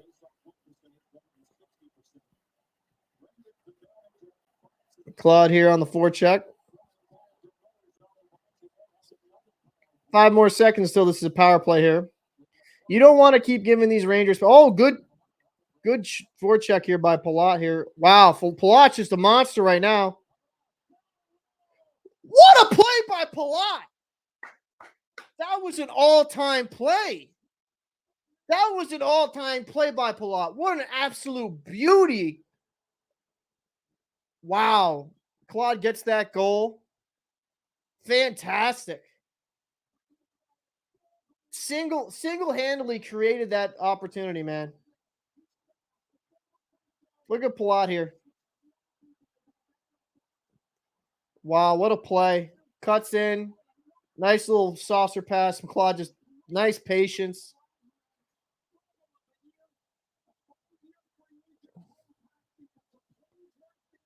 What a phenomenal goal. 1-0 New Jersey. Let's go. Zibanejad here to Kreider. Now, the Rangers have a power play. They can kind of get some momentum going, bounce back. Zibanejad here, right here at the top of the face-off circle, left side of the zone. Good shot there. Good save there by Schmid.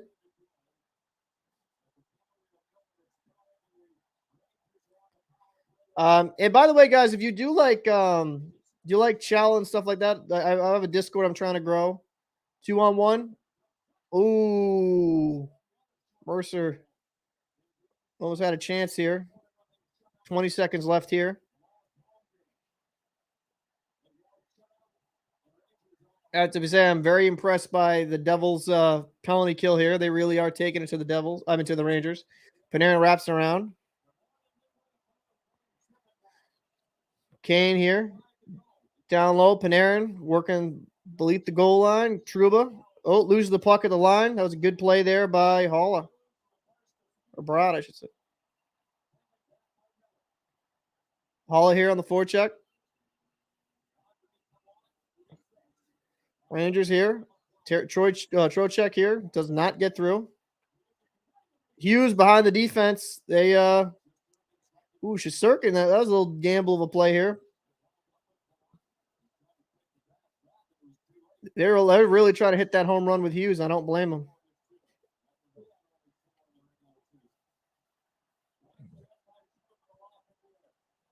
Lafayette, Kane coming in, dancing. Oh, where did that go? Off of a block shot. Meyer here. Timo using his big size here. Back to Hamilton. Good shot. Oh, rebound in the crease. He couldn't clear it. I mean, couldn't bury that. Good clear. Schneider all the way around. Dougie Hamilton will get possession here. And turnover here. Bad turnover there. Graves got to really be a little bit better with the puck there. Schmid back to Graves. Graves hard ends around. Graves gets puck possession here. Probably move it to Hamilton. Hamilton gonna. Oh, McLeod. Ooh, he's trying to get another. Not super clean passing here.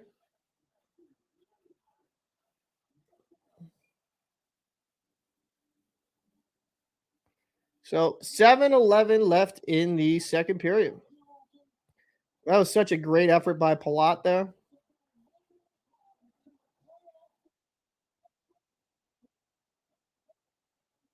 No chance for Shesterkin on that one.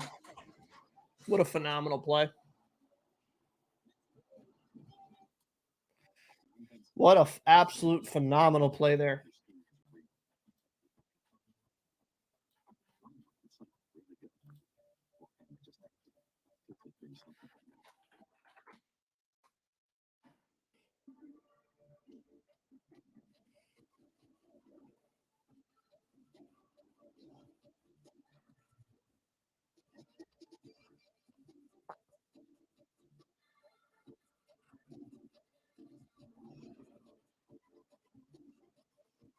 All right, let me go to my Gmail real quick here and make sure.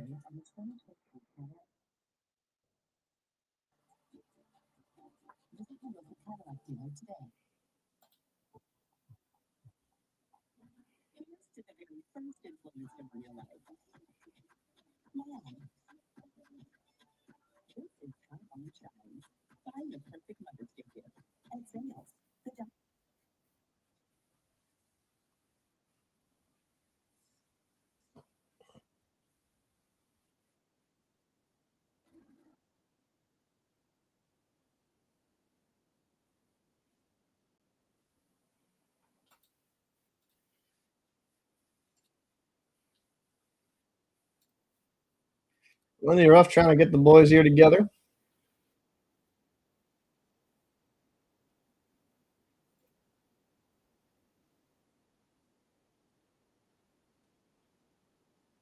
Yeah.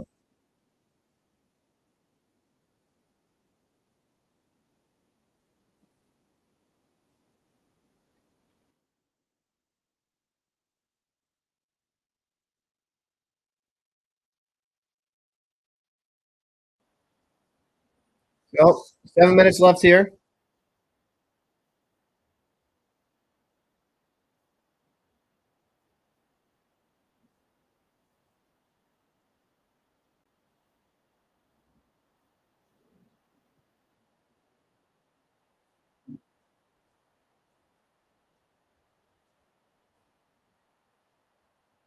Ooh, blocked there, right?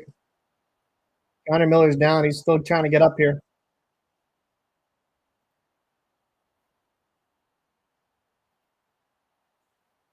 Yeah, man, it's still only 1-0 game. It's gonna be anyone games here. Anyone game.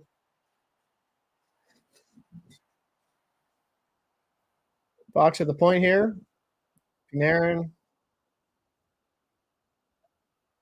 Trochek. Oh, couldn't get it. A lot. He'll do a nice little flip up in the neutral zone. Row right by Holla.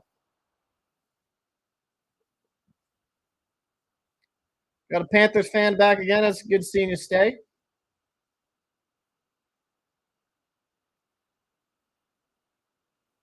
Trochek didn't like that, and I don't blame him.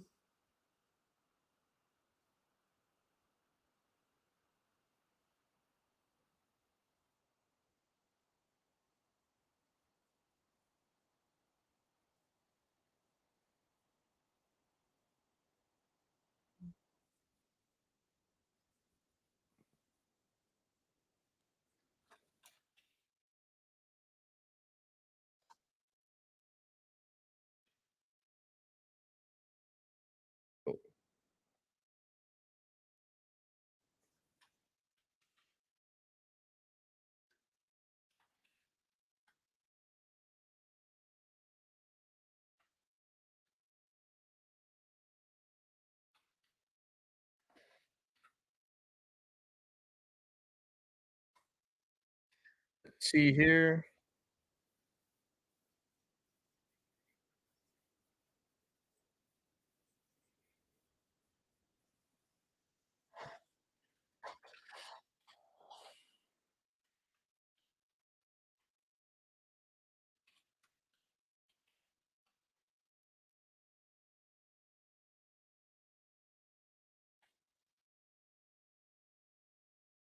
Sports leagues.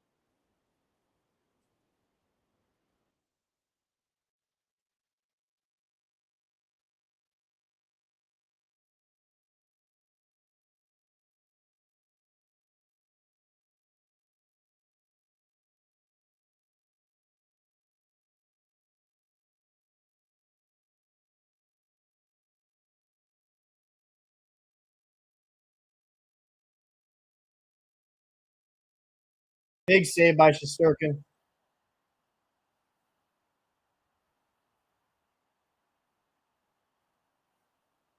Big save by Shesterkin. Need that.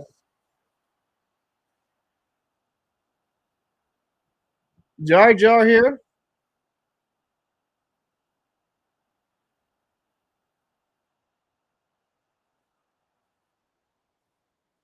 Go Devils. Good seeing you, Jar. Glad to see you back here. Not too much here. Just enjoying ourselves a hockey game. We got quite a bit of viewers here with us. All here from the point. Devils getting good offensive zone pressure here. Oh, Devils here. 3-on-2. Good back checking though, kind of eliminating that odd man rush. Devils are really playing good.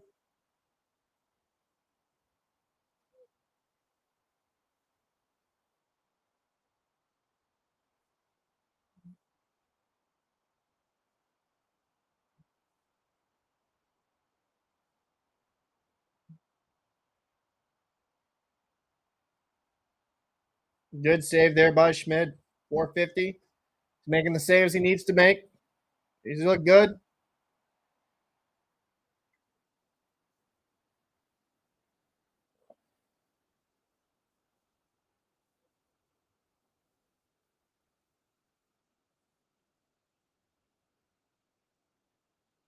Good play here though, man. This is a really good game. Good back and forth.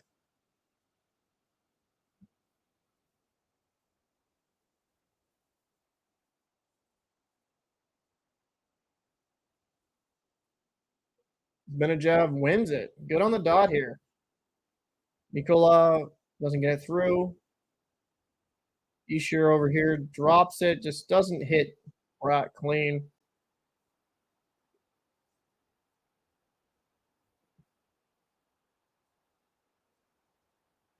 Up here.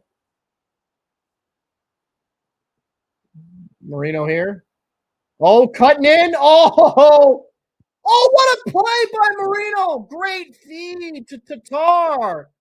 And the Devils go up 2-0. Not much shesterkin could do there. Not much at all. Like, he made the initial stretch there to make that save. Marino stuck with it, and great pass to Tatar. 2-0 Devils.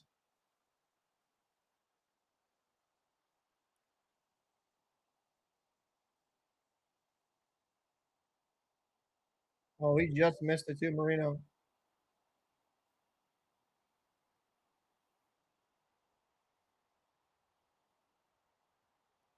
This is it. Picking up the Schmid house.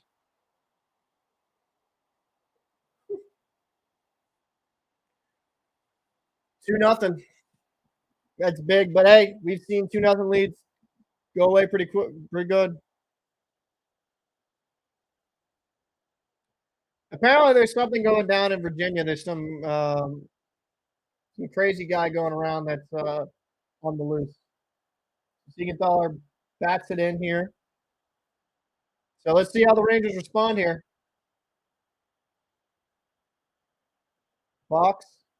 Oh, Fox sticking with it. Patty Kane out. Meyer tries to find a feed way through. On the Devils, I'm just trying to keep it in their zone, keep up that pressure.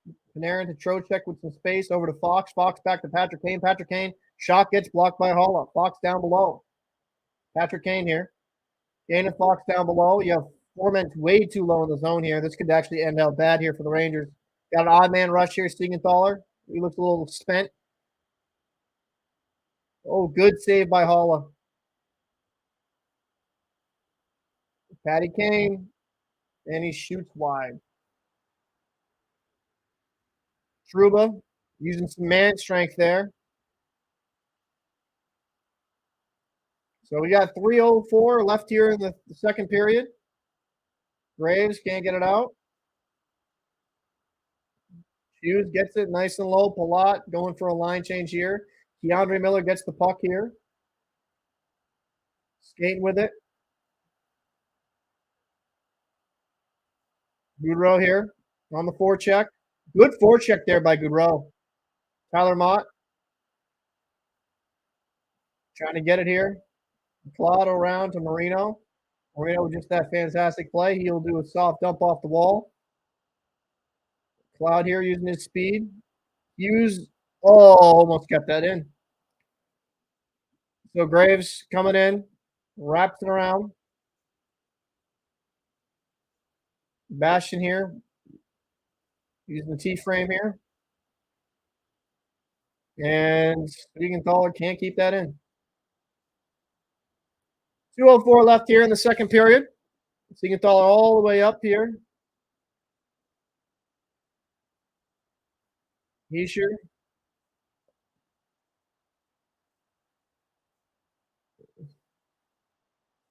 Chytil coming in with some speed. Kaku with Lafreniere. They put the kid line back together.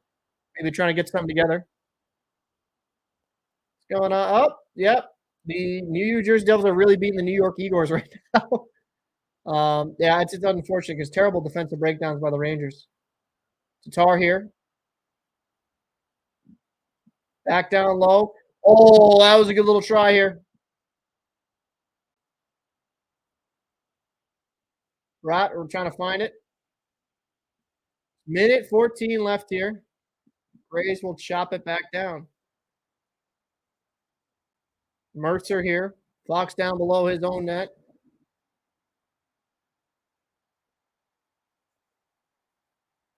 Terrible turnovers here. Oh, little miscommunication.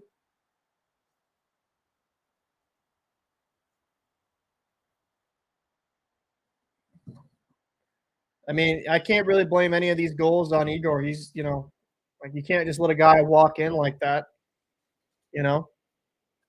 Igor's made some big saves when needed. Hamilton's going to haunt his old team next series. Well, we still got some time left here. 2-0 Devils. 52 seconds left in the second period.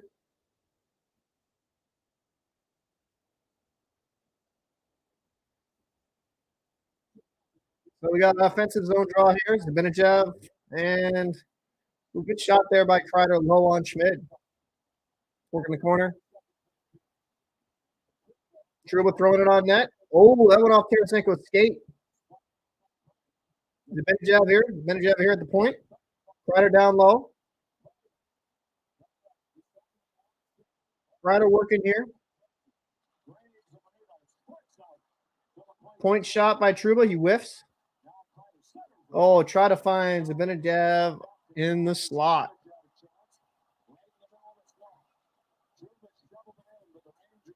Devils coming in here. Standing. Good save there by Schmid, and ESPN decided to have their quality go down to 10. Oh, that was a good tip there. 2 seconds here. Paula. Too late. Good little try there. Yeah, if they had a few more seconds, that might. That could have been ugly. That just went past the post. Wow. Just went past the post. That's crazy. So there's 16-0-1 after leading 2 periods. So let's see what the fight the Rangers got. Game is not over. And let me please NHL.com. You already copyright struck me once. Once is good enough. Please. I'm good with that. I don't feel like getting a copyright strike because of something playing in the background. So let me refresh this so it'll show the stats that I want it to see. So after 2 periods, Devils up 2-0. Shots even at 18 apiece. Hits even at 16 apiece. Penalty minutes, the Devils have 8. The Rangers have 4. 0 for 2 for the Devils, but more importantly, 0 for 4 the New York Rangers. The Rangers made the Devils pay for taking so many penalties. And F you with these videos that will get my stuff taken down. No, thank you. No, thank you, please. So, but yeah, pretty entertaining game. Good back and forth. I'm gonna mute this tab now because we're gonna wait till the game gets back on. How are Rangers fans feeling in the comments, and how are Devils fans? Are you guys a little nervous, or how are you feeling? And if you haven't already, if you're new to the channel, because I got some viewers here, check out at TheLockerRoomYT on YouTube. So just type that in. My channel will come up. I cover every team across the league, and I try to bring you the best content I possibly can. So, but yeah, I have to say this has been a pretty entertaining game. Like what I'm seeing back and forth.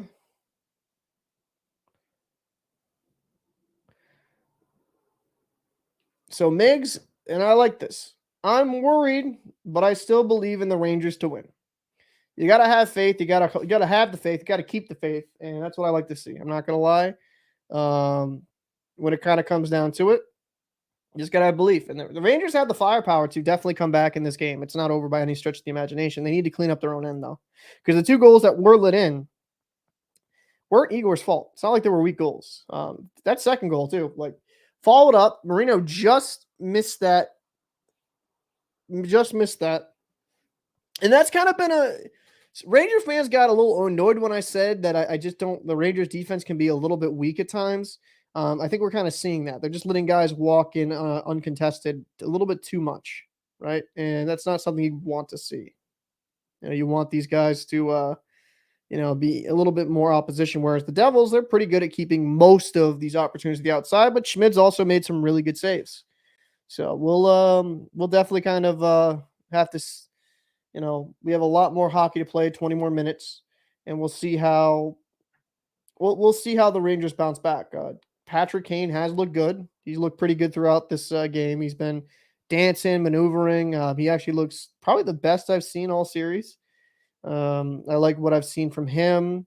Tarasenko's looked pretty good, but you need your main guys to really produce, like Zibanejad, Kreider. Got to get shots on net, tips, and Kreider is a menace in front of the net. Really good at redirecting, tipping in pucks. So we're hoping that if you're a Ranger fan, I should say that he can kind of get in front, and whether it be 5-on-5 or 5-on-4. So definitely not over. We have a lot of hockey left, so we should definitely be excited for that. I would have to say Akira Schmid has continually impressed me. I really like what I've seen from him in the game. Doesn't look like the moment's too big for him. He's just very calm and steady. And for being a 22-year-old goalie going into this moment, I'm extremely impressed with what I'm seeing. I really am.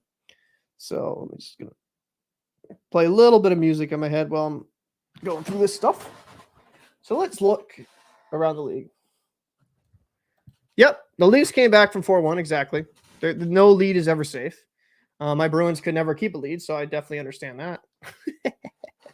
So we'll kind of go from that. Let's see here. Now, going to news. Let's talk about those Kraken, eh? So, I actually kind of want to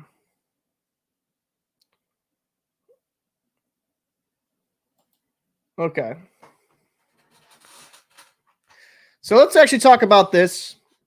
Marc-Andre Fleury will play next season for the Wild and then decide NHL future. Marc-Andre Fleury will return for the 20th season in 23-24 but for Minnesota Wild. He's unsure if it will be his last. The 38-year-old has 1 season remaining on a 2-year contract. He signed with the Wild on July 7th, 2022. He became an unrestricted free agent at the end of the season. The Wild acquired Fleury in a trade with the Chicago Blackhawks, who they got from the Golden Knights. Fleury had this. I have thought about retiring, especially last. I had to move a few times, moved to Vegas, then Chicago here. I don't want to keep moving the kids around and stuff, right? Also, I don't know. Getting older, it's tough. Obviously, I'll think about it after season, right? But that could be it. Fleury was 24-16-4 with a 2.85 goals against average and a 908 save percentage and 46 games played, 45 starts, and an 0-1 record with a 5.48 goals against average and 811 save percentage in 2 Stanley Cup playoff games. 1 start. Marc-Andre Fleury is third in NHL history with 544 wins for the Pittsburgh Penguins, Vegas Golden Knights, Blackhawks, and Wild. He's 7th behind Patrick Wall for 551. No, he is 7 behind Patrick Wall for 551 wins for second place. Martin Brodeur is the all-time leader with 691, so he has no shot at that. Unpopular opinion here. I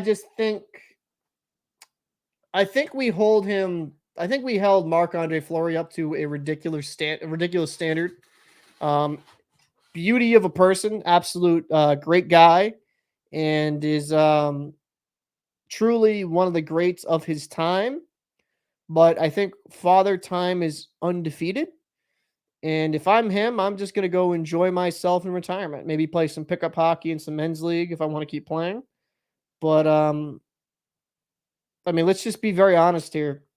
He's not the goalie he used to be. He's not the same old Marc-Andre Fleury, and the time is undefeated. I think if I'm Fleury, I just play one more season, honor that contract, and retire.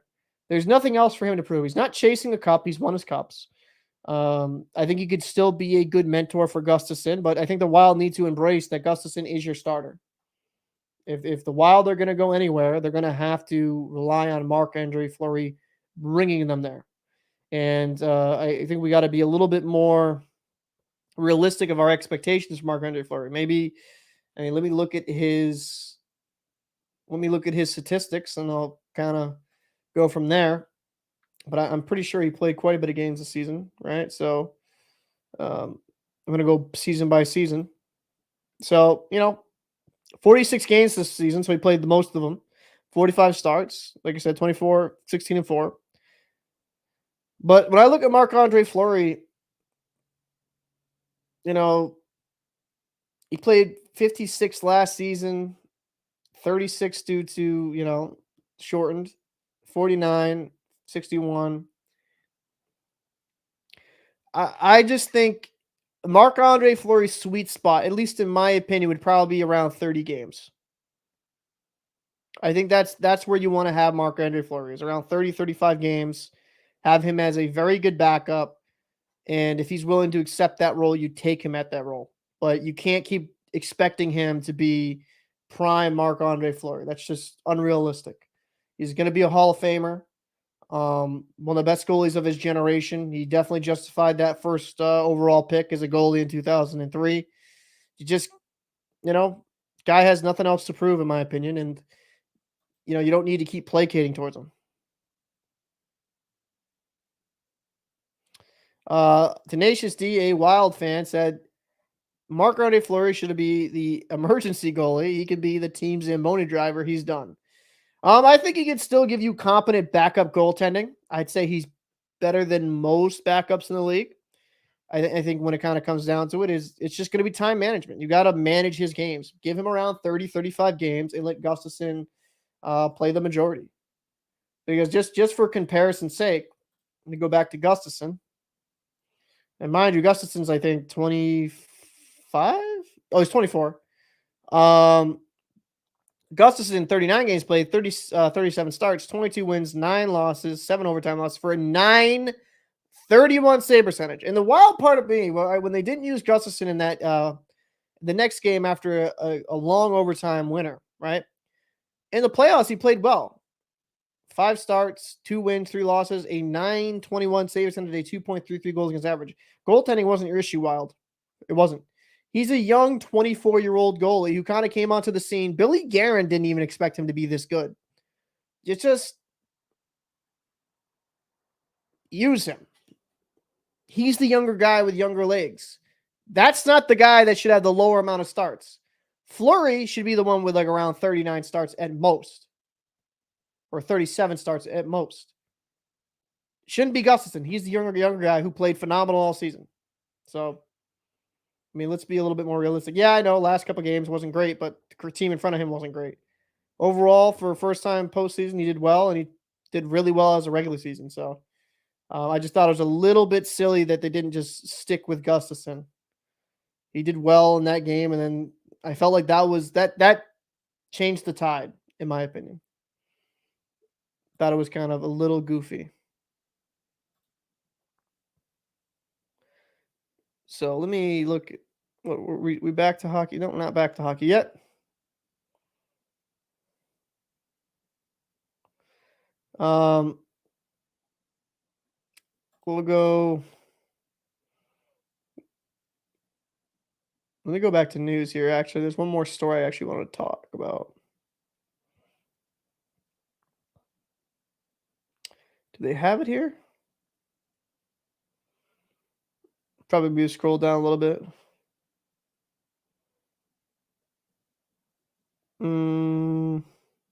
Undecided future. Bergeron. So Patrice Bergeron's undecided of his future. Can become an unrestricted free agent. Has a herniated disc in his back. Bergeron has not made any decisions on his future. The Bruins captain stunned in the wake of the 4-3 overtime loss in Game 7 of Florida Panthers in the Eastern Conference first round. Said he would speak to his family in the following days as he determines whether he has played his final NHL game.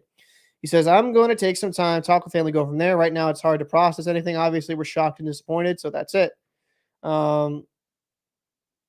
After the game was over in TD Garden, Bergeron stood at the entrance of the tunnel, hugged each of his teammates with tears in his eyes. The last and longest reserved for Brad Marchand, the forward who spent more than a decade by his side. He finished by lifting his stick to the crowd, thanking them for his support. Bergeron goes on to say, it hurts right now, so I'm going to have to step back and give it some thought with my family. Bergeron revealed he had a herniated disc, which limited 3 games in series against the Panthers. He missed the first 4 games before returning Wednesday in Game 5. He had to say this about his health. It's hard to tell right now after a series like that. Obviously, missing 4 games was disappointing. Try to come back. I have a herniated disc in my back. That's why I missed 4 games and tried to rush back. Obviously, it's stiff, not something I'm going to use an excuse. It is what it is. Everyone battles through a lot of things during playoffs. Bergeron said he would not need surgery on his back. Oh, so as a Bruins fan,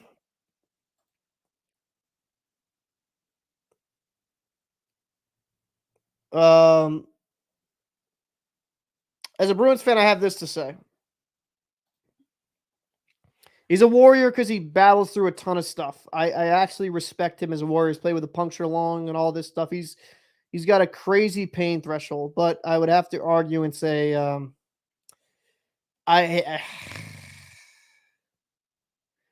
him playing hurt the team. Same with David Krejci. They did not play good.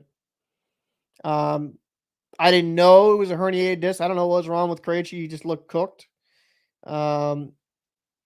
My opinion, some Bruins fans agree. Some actually got really pissed when I said this. I think it's just time for the Bruins to embrace a rebuild because with the contracts coming up, I'm not sure. I'm not sure if you want to stay in this no man's land. If you're the Bruins, you're gonna want to just embrace the rebuild. I think you trade Linus Ullmark. It's not because of the postseason. I'm not saying that, but this is the highest value he'll ever have. You trade Taylor Hall. You trade Derek Forbort. You trade Clifton. You don't resign Clifton. I think you have young guys in Providence that you can maybe elevate to a third line role like Merkulov and Lysell. Now Merkulov's a smaller size for a center, but he's looked pretty good in his rookie season, and maybe that's a little bit too early. But I think what hurt the Bruins is they had all this veteran leadership, but they didn't really have enough young legs, in my opinion. They just seemed gassed.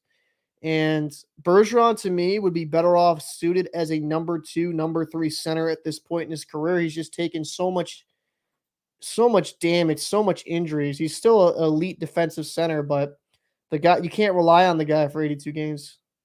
He puts his body on the line. I mean, he played 78 this season, 27 goals, 31 assists for 58 points. I mean, that's good production, but it is Bergeron the elite status he used to be? I mean, I think we're starting to see the end of an era here. And if you look at a trend, he's never really been able to play a full season, right? 64, 65, 61, 54. Well, I mean, that was the lockout short season, but and it's not really a knock on him. He just plays such a demanding style of play. Some seasons he would just miss games. Bergeron's a easy first ballot Hall of Famer, one of the best defensive centers of all time. Underrated offensive part of his game. But if I'm him, he's 37 years old. Go enjoy retirement. I said that to David Krejci too. Go enjoy retirement. You won your cup, and just enjoy life, man. There's life after hockey. So that's for me as a Bruins fan here.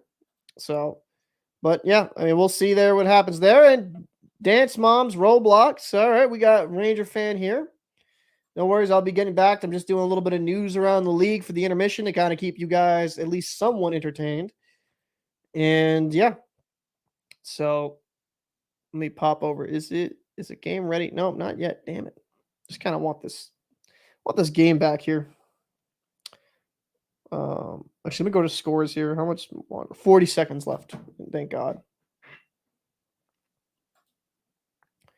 So let me go back. Scores.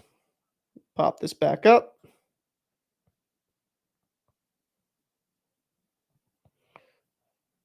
Knowing me right here is going to pop up a video screen because it doesn't like me being monetized. Again, thank you.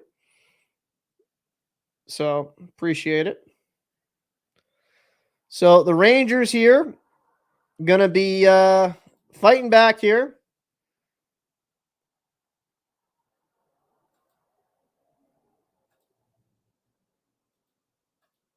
So we're getting back here from commercial. Silly Goose with the L. So like I said, I want to say a big thank you for everyone kind of popping in with me, watching this game with me. It means a lot. We're kind of doing, really good throughout this postseason. The Bruins fans, even if you obviously aren't going to watch as much, I understand, but you guys have been absolutely tremendous.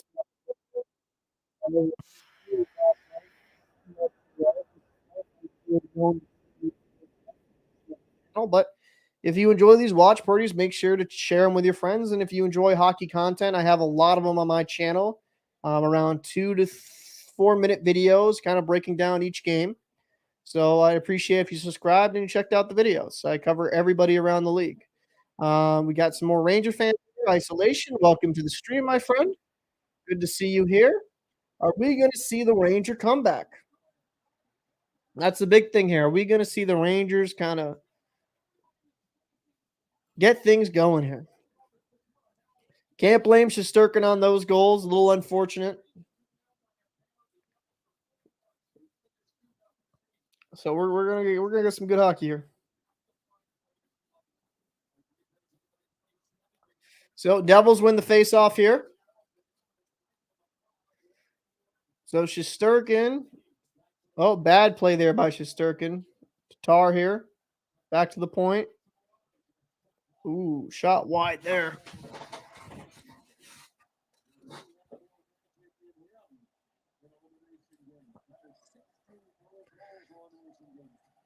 Actually, I had to refresh this stream. It's a little too choppy for me. Apologize. I'm going to have to refresh this. There we go. Angelica coming here with the Let's Go Rangers. Appreciate you popping in.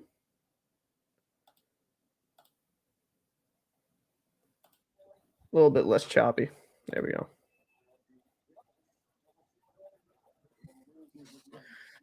So we got to see here. We got to see the fight here from the Rangers. Let's see if they can kind of do something here.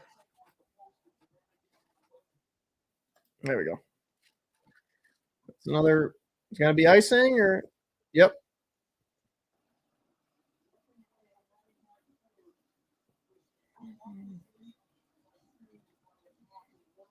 And Goose with the troll.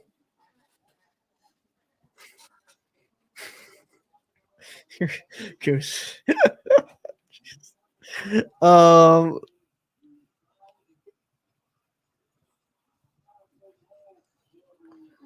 So we got Holla here on the draw against Zibanejad. And the Devils will get clean of that. That was actually kind of like a 50-50. That was Bratt here on the forecheck. That probably should have been icing there. Not going to lie here. Hischier. Tatar keeps it in. Down low. Cycles it. Shesterkin stops the puck here. Hischier. Curling. Schneider home with some speed. Tarasenko over to Schneider. Schneider try to get it past the diving Graves. Good play there by Graves.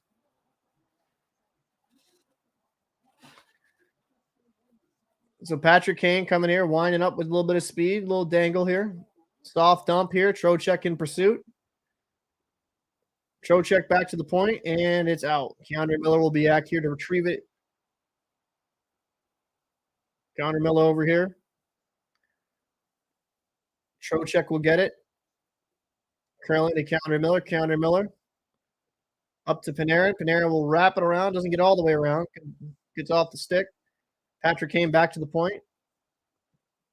Patrick Kane pursuing here. And Trochek throws it down low. Good play by the Rangers. The Rangers are not giving – the Devils are not giving the Rangers anything. They're really not. They're really not giving these Rangers much time and space. They're kind of all over them. I think we're starting to see a little bit of the young legs here take effect here. Schmid will play the puck. One of my favorite pastimes for a goaltender to do. Soft lob across. Cloud, who's already got a goal on the night here. Wood in pursuit. Bastion here. Chytil. Heel up. Schneider all the way around. Lafreniere in pursuit. Chytil. They got the kid line out. Chytil, Kaku, and Lafreniere. Point shot here by Schneider. Off Bastion here in pursuit. He gets it. Siegenthaler will do a soft lob. And high stick by Wood. So 16-25 in the third period. We got some good plays here. Devils are really good defensively here. They're making life very difficult on the Rangers. They really are. This young team's playing like they got nothing to lose. Holla here on the draw against Goudreau. Holla wins. Man, good play, man. Bad play, though. Icing there.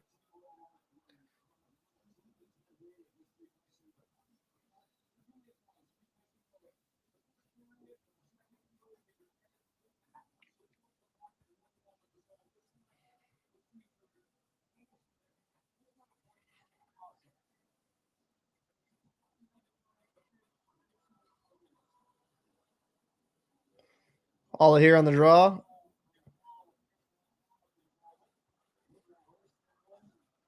Yeah, so Goose, I'd have to say that this postseason's been kind of nutty.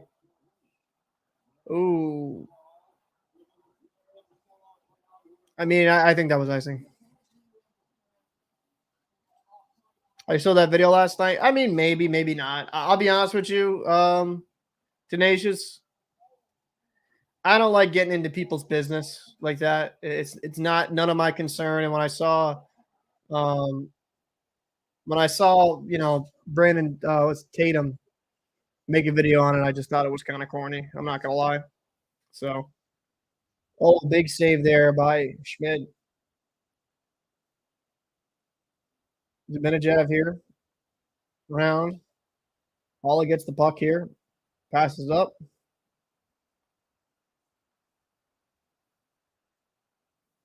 It seems like the Devils are a little bit too complacent here. 15:41 here in the period. I mainly keep saying that, guys. So if you're watching, you understand why I am.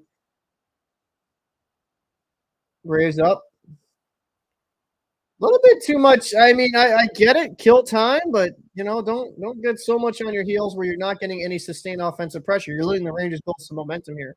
Trouba coming up, throwing up to Kane. What was that, Kane?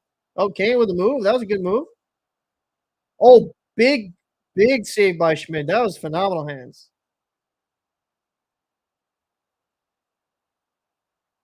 Oh, hischier. Oh,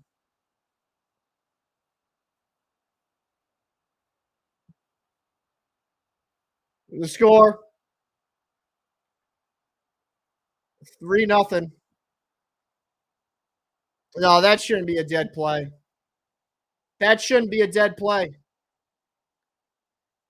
That shouldn't be a dead play. I'm not trying to be that Wave Rangers fan, but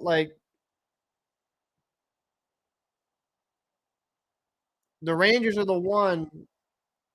Shesterkin is the one who came out to play it, though. That should. Am I crazy? Should that not be a dead play? Like that should count. Just look, he's the one who leaves his paint.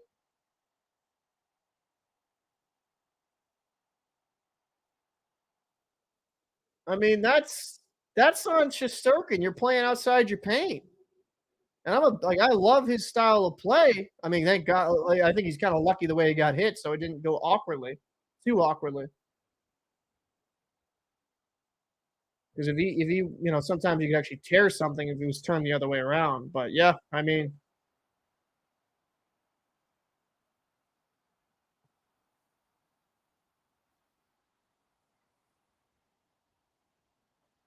Good play there. Power play. No, Rick Allen, I'm pulling for Florida. Oh, nice cross dump here by Kreider. I mean, Zibanejad.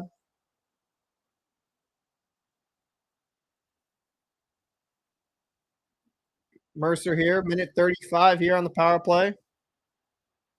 I mean, the thing is, Rick Allen, though, you can't really say that because you guys didn't beat us. Oh, big hit by Trouba on Meyer. Night, night. Night, night.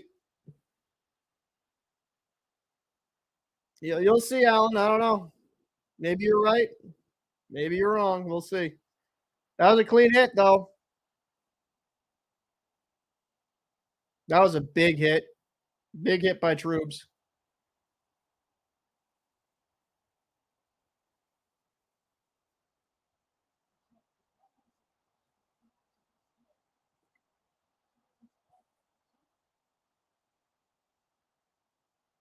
Just, whew, that was a violent hit. Clean.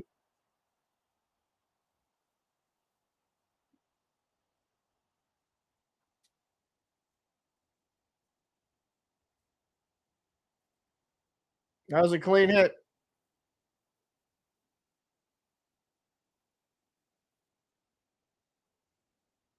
I would disagree, Rick. I mean, we'll see. I know I'm going to be covering those Leaf games, so we'll see.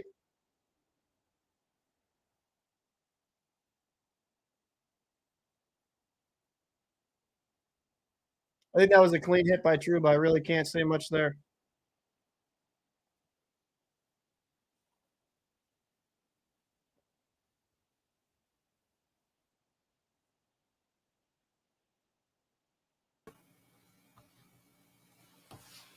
Well, you got to keep your head up, kids. Hughes coming in here. Yep. So I did say the Rangers are getting eliminated, right? Yeah, you said in 6. Yeah. No, but I told you after game 6, they were definitely getting beaten game 7.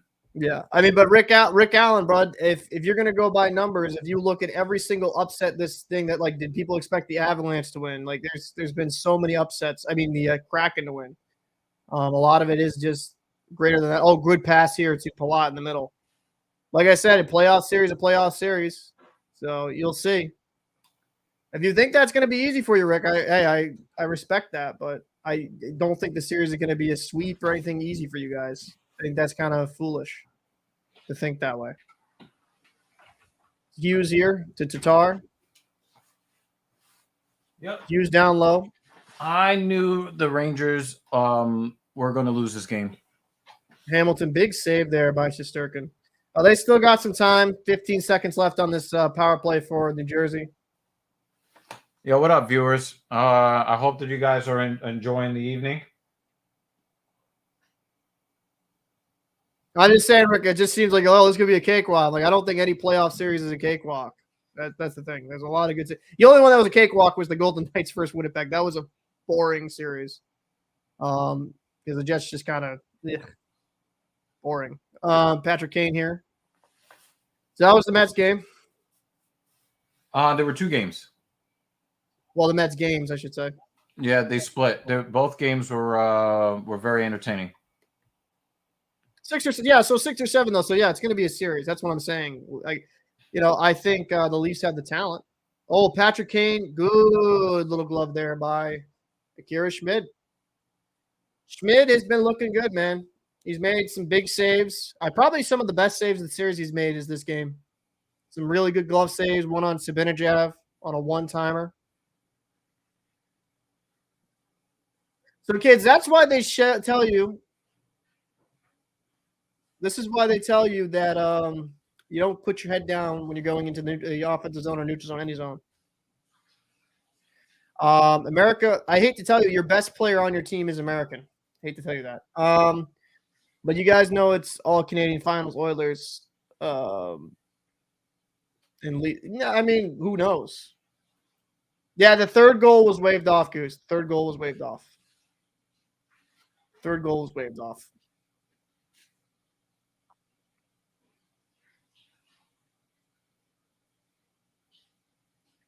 I don't think it should have been called off. Shesterkin went to go play. Shesterkin went to go play the puck. That was on him. So it should have been a goal, in my opinion, personally.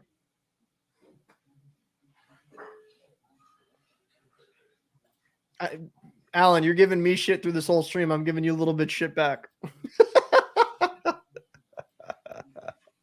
You're giving me shit this whole stream and the other streams, man. I mean, Oilers versus Leafs final will probably be the lowest viewed final in NHL history, though. But yeah, I mean, if that'd be good, it would be interesting to see how that would match up because the only thing that has me a little bit apprehensive about the Oilers is their goaltending. Skinner kind of played okay, nothing spectacular. And they struggled against the Kings team that a lot of people thought they'd either sweep or beat them in 5. And yeah, it went to 6, but there was a lot of overtime, and I don't know. It's going to be tough for the. I think it's going to be pretty tough there on the Oilers. I have them picked to beat the Knights, but I don't think it's going to be that easy.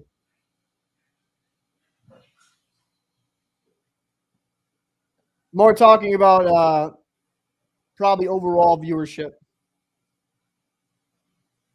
Overall viewership.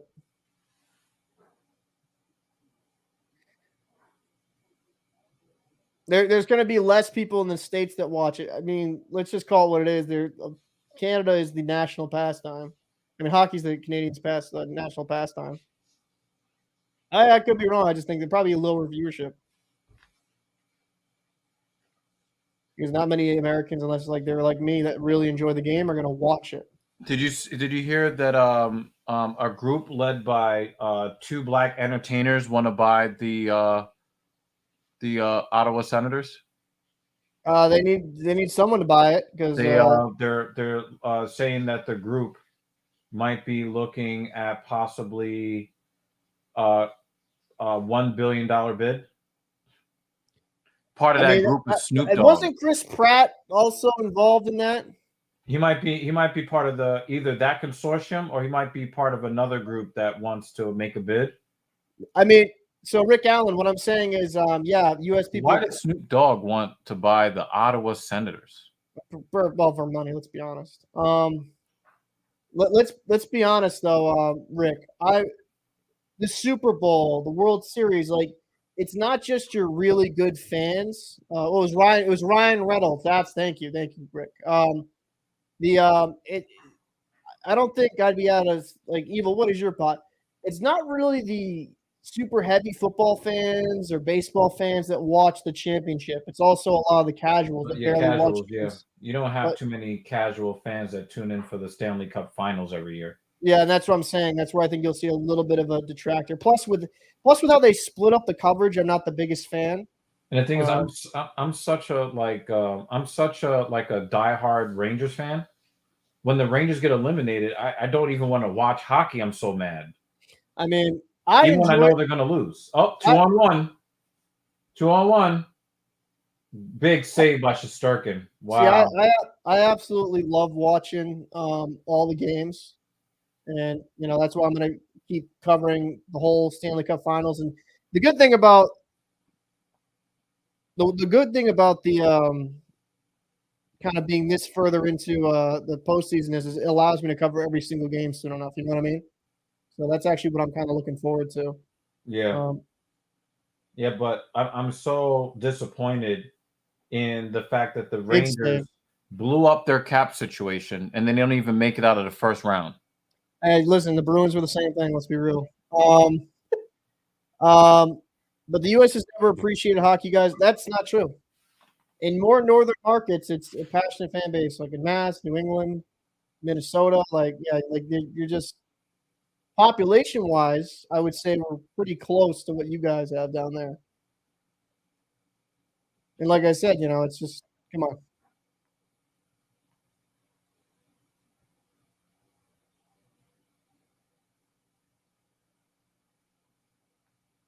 That's why you actually have more U.S. teams. There's more population down in the States.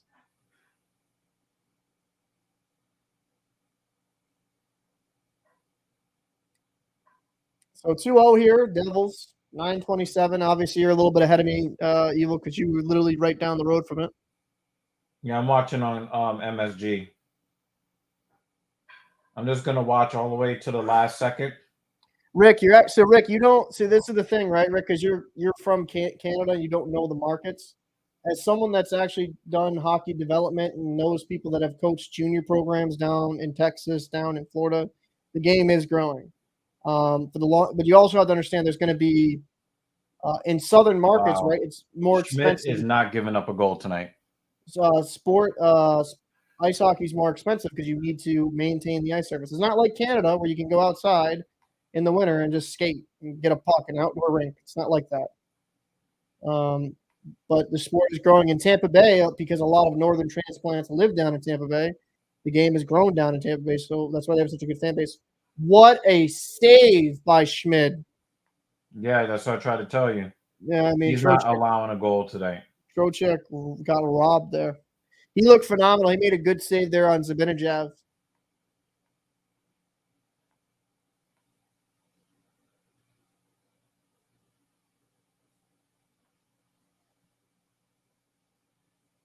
Schmid, man, he's really been phenomenal. He had a good regular season. You know, it really makes you. Well, it's not even just snowbirds there, Rick. You actually see a lot of people from the Northeast, especially, move down to Florida, especially within the past 5 to 10 years, because the pricing and taxes up here in the Northeast has gotten so ridiculous. And that's why you're seeing more youth hockey and other things, more ice rinks. The only reason the Florida Panthers have struggled with attendance is because of where it's located. If you ever go to a Florida Panther game, you'll understand why they struggle for attendance. You'd understand because it's where it's located. It's like not in downtown. It's not, it's in the middle of Sunrise. So that's why they've always struggled with attendance. And plus, Miami's not necessarily – that's a very fair weather market.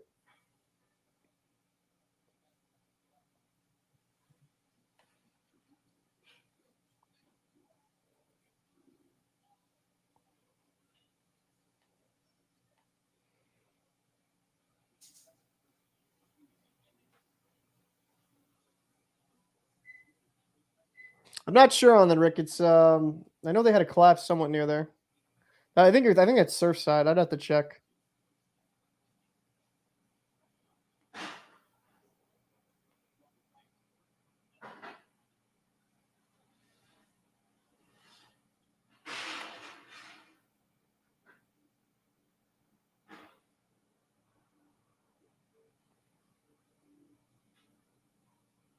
That was Surfside. It was Surfside. Surfside condominiums. It was in Miami, though. So, yeah. That's what happens when you don't maintain your buildings. So. Wow, the Rangers gained the zone. Well, the Devils are just playing super disciplined, and that's it. The thing is, this series was always governed. Every game in this series was governed on if the Devils would play a disciplined brand of hockey. If the Devils play Devils hockey, the Rangers cannot beat them. When the Devils go outside themselves, that's when they were giving up 5 goals every game. Well, the problem is, though, right? Bratt coming in here with some speed, cutting across, drop pass over by Hischier. Good stick there. Here, Palat, slap shot, block shot by Miller. The problem, though, with I'll be very clear here. The Rangers had 4 power plays. I think 5 at this point, actually. They got like no shots on any of them. Yeah, they didn't really capitalize on them. So it's not like the Devils didn't make some mistakes and didn't give the Rangers an opportunity to get back. But they're not making mistakes in positioning, Cap. Right, but I'm saying it's not like they didn't had played completely mistake-free hockey, and they would have been better off if they were just moving the puck around a bit. But Schmid also made some big saves. I can't take it away from that. Every single time the Rangers come across the blue line, anybody who's anybody with the puck has 2 Devils right on him at the line every single time. Well, I think you're seeing a lot of the youth and speed by the Devils kind of outpace some of the older guys in the Rangers lineup, in my opinion, and they look really good. I'd have to give it to them. Tenacious D said, how did the Devils go outside themselves? Well, in the first 2 games, the Devils stopped playing fast and wanted to play tough. And then they ended up out of position. They were not. So the thing is, you don't have to try to, hit guys and beat them into submission. You can beat them with positioning. And that's what the Devils do. The Devils are really good at playing position hockey. They're always in the right place. They always have a body on a body. When they try to, go for the big hit and then they end up out of position, that's when they leave themselves open. They leave their goaltender open. In the games where they did that, they gave up 5 goals in every one of those games. Well, I mean, I think where they're supposed to be on the ice, when the Rangers gain possession of the puck, and then they come across the blue line, they're being moved off the puck at the blue line. And now we're seeing the Rangers that we saw in the playoffs last year, who had the dump and chase constantly because they can't gain the zone with the puck. I think what it kind of comes down to it is the Devils are very good at taking time and space away. You're seeing like Hischier, an underrated 2-way center, really good player in his own right. Kind of, it's not being easy for the Rangers. And the one thing I haven't liked for the Devils in this period is they're a little bit too icing happy, a little bit dump and chase happy. I think if they kind of maintain possession, because they're giving the Rangers an opportunity here to get back in this game. It's 6 minutes, 21 seconds left in the third period. And the Rangers do have some time. They just need to get a goal here in a couple minutes, and then it's a wholly different game. Well, here's the thing, too, right? One of the things that kept the Rangers winning a lot of games is that they won a very high percentage of their faceoffs. They're not doing that in this series. So even if the Devils ice the puck, they're winning the fucking faceoff most of the time. So, Wayfair, I would disagree. Meyer came across the middle with his head down, and he paid the price. Like, you got to keep your head up, kind of keep your head on swivel, understand that you're going to go in area. Like, there's 2 nothing on really. 1. What the fuck? 3 on 1. And the game is over. That's it, folks. All right, well, you get a nice little one. Tip your waiters and waitresses. The Devils are going to the next round. So, for positioning, the Devils are in the right spot where they're supposed to be. That's the end of the series. Well, the problem is you have 4 men down low here. You're ahead of me. Jack Hughes coming in. I didn't think that was a dirty hit. What a score! What a goal! When your player gets hit hard, you think it's automatically dirty, and that's a lot of fans. That's a lot of hockey fans. I noticed. No, it wasn't. It wasn't a dirty hit. It was a clear hit. He came across the middle. He had his head down, and he paid for it. Did he go shoulders to numbers? It was like shoulder to chest, but Meyer had his head down, so he hit a little bit of Meyer's head. But I mean, that's Meyer's fault for coming across the middle with his head down. But I was raised in a different era, dude. I was raised in a different era where I was taught, like, yo, guy comes down with his head down, you fucking destroy him. Didn't Trouba destroy Kadri the same way? Yep, exactly. But Wayfarers, he's actually a Tampa Bay fan. He's actually been a really good supporter. So I'm not talking shit to you, Way. I just didn't. We're just discussing what's dirty and what's not. Trouba knows how to hit hard and hit clean. But the thing is, he hits the guy so hard that he gets people angry. Eric Hall has been a monster in this series, man. He won't be hitting anybody else for the rest of the year, though. That's crazy. Because Bruins traded Eric Hall for now we got to wait a whole year for the Rangers to try to come back and win in the playoffs. I don't regret that trade because Pavel Zacha's played pretty well. But Eric Hall's having a hell of a series, man.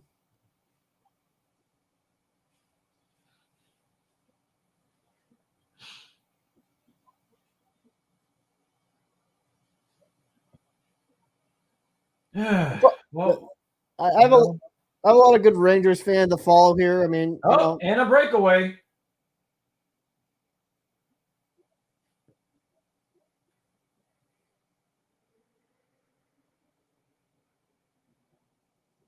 You know, the Devils are faster.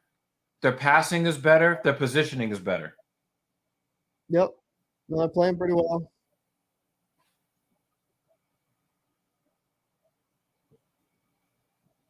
I mean, Tenacious, I hear what you're saying, man, but when you're going home and you have almost no chance to get back to this place because you're so cap strangled. You're not going to have Tarasenko. You're not going to have because you know that Kane is going to get healthy in the offseason. You're not going to be able to afford Kane. The young guys that you've been developing, you're going to have to sign them, and they're going to want to get paid. It is 3-0 Devils there, Phil. 3-0 Devils. They have been playing pretty damn well. Schmid has made some big saves. You got to really admire it. Kids played well. 22-year-old looking like a vet. Martin Brodor's in the building, channeling a little bit of Martin Brodeur. Good. Guys look good. Real good. Does this work for you, Cap? What? That's fine. But Martin Brodeur, if you guys are new here, new to the channel, make sure to subscribe at TheLockerRoomYT.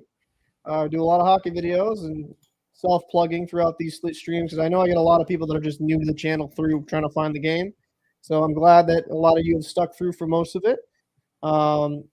Still got some time left here. Maybe the Rangers pull off a miracle, but no. Lot to ask. Lot to ask. Yep, 3-0. 3-0 Devils. Rangers are eliminated. This is the problem, right? And we'll go into post-game analysis after, like, when the game's completely done from my end. I mean, the Rangers just had some really poor turnovers and some really bad defensive positioning. I can't blame Igor. Igor played really well.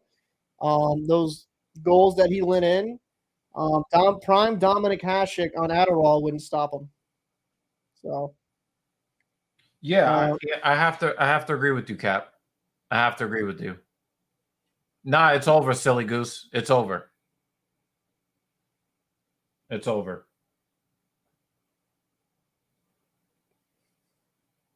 I wish I was a basketball fan. I'd probably still be excited for playoffs.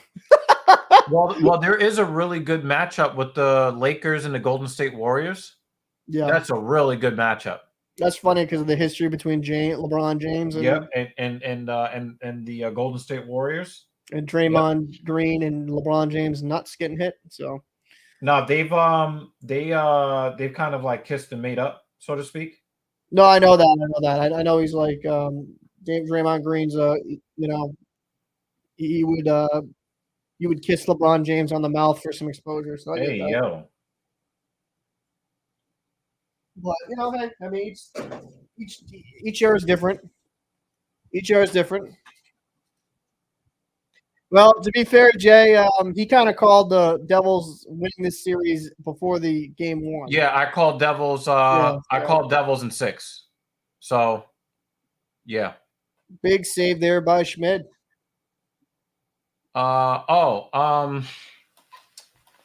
It's a 38-inch ultra wide from Acer that I've got. I don't know, like 4 years ago.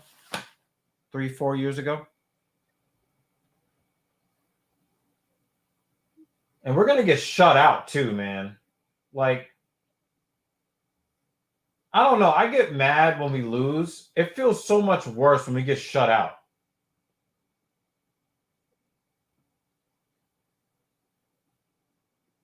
Rangers are about to give up the empty netter. They can't even hold possession of the puck. And they're being outskated. And Tearing down low. Yep. 4-0 Devils. Yeah, so the Rangers are not going to be very good next year. They just don't have the cap to be able to retain or to sign the players that are necessary to really be in contention next year. We do have a solid young core of players, but the thing is we're going to have to fill out the roster with a bunch of NHL minimum guys. I mean that so yeah, I mean they Devils go 4-0 here. Pretty much over. You know, they had a good season. They had a good season. They're going to be kind of in rebuild mode now for a bit. It's going to be interesting to see what they do. It's going to be definitely interesting to see what they do here in the offseason. It doesn't, dude. How could it be interesting to see what they do when they can't do anything? Let's see. You have there's no moves they can make. You have Tarasenko leaving. He's not coming back. He can't. You have Tarasenko, Patrick Kane leaving. Yep. You have Kakko, who's going to be up for 2024 as an RFA. You're going to have to deal with that contract. Lafreniere as well. Yeah. They signed Chytil.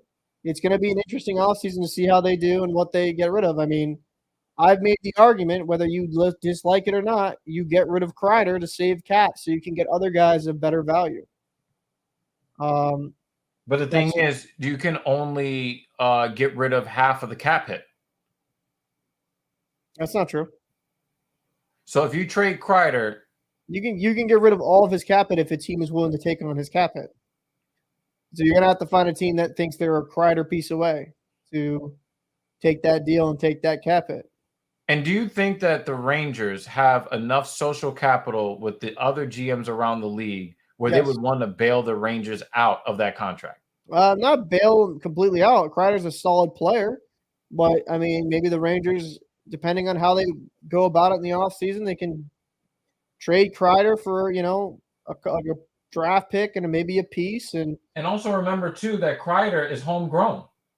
So, I mean, who cares? The GM and me, who cares? Like, I don't care if he's homegrown. I don't care if he grew up down the street from the rink. Yeah, but the problem is that the Rangers are not going to win next year no matter what you do. So then why not trade? You got to keep Kreider so that the fans will still keep coming to the games. They want to see Kreider. And if you're not going to win either way, they'd probably rather keep Kreider. I mean, you got to make a business decision, Cap. You got a lot of young talent that you could start utilizing from Hartford and from, I agree with that. But again, it's almost like a rebuild, but it's a bad rebuild because you don't have enough cap space to actually rebuild. You got some space here, especially with some guys getting off, and then you can make a move or two. I mean, it's going to be interesting to see how things go. Yeah, I'm just very frustrated, Cap. No, I get it. But, it's not all doom and gloom. They finished second, right? No, they're third in the Metro, but it was very close, and Rangers had a good season. You don't get it. There's no championship trophy for that. Schmid with a big save here. This team was built to win this year, not in 2026. No, I don't disagree. I think the team was definitely built to win. That's why they make those trades. That's why they make those acquisitions. I get that. But, I mean, I'm just looking at it from a certain standpoint now. I would have to say New Jersey and Buffalo, the other New York teams, are built – no, New Jersey. The Islanders – no, not even the Islanders, really, actually. I would say Buffalo, the metro area. I would say Buffalo is not counted in the metro area. I mean, whatever. In New York, and I'll just say this: Buffalo and New Jersey are far better off. They're far better off for their future. And Schmid coming in and playing so steady as he has in the postseason, I mean, he's the answer in that. It's not Blackwood that some Devils fans want. It's not Vanacek. This Schmid kid looks like the guy. He calm, steady, composed. And you know what? The Rangers are they do what they do best. They have a fantastic goaltender and, terrible defense in front of them. Terrible transition game. They have some terrible puck handling, too. They have some always out of position. Yeah, they have some star talent, but, I mean, let's be honest. This was not – did I not say this was kind of a worry for me about the Rangers was their defense. Yo, Silly Goose said Rangers in 8 years. Rangers in 8. Just Rangers give them one more years. game. That make it Rangers in 9 then. 9 years. Rangers in 9 years. So, But Also, hey, another thing too, like in my adult life, I have not seen a winner from any of my teams. Knicks, Rangers. wait, yes, you have.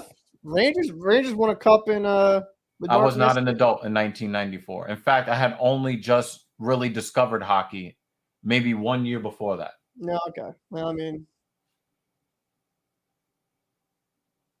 I could say the same thing about my Bruins. No, you guys got a championship. No, but I was a kid. No, that was I was a kid. I was only like fucking 20. I mean, you're an adult. nah, not in today's standards. That was 2011, right?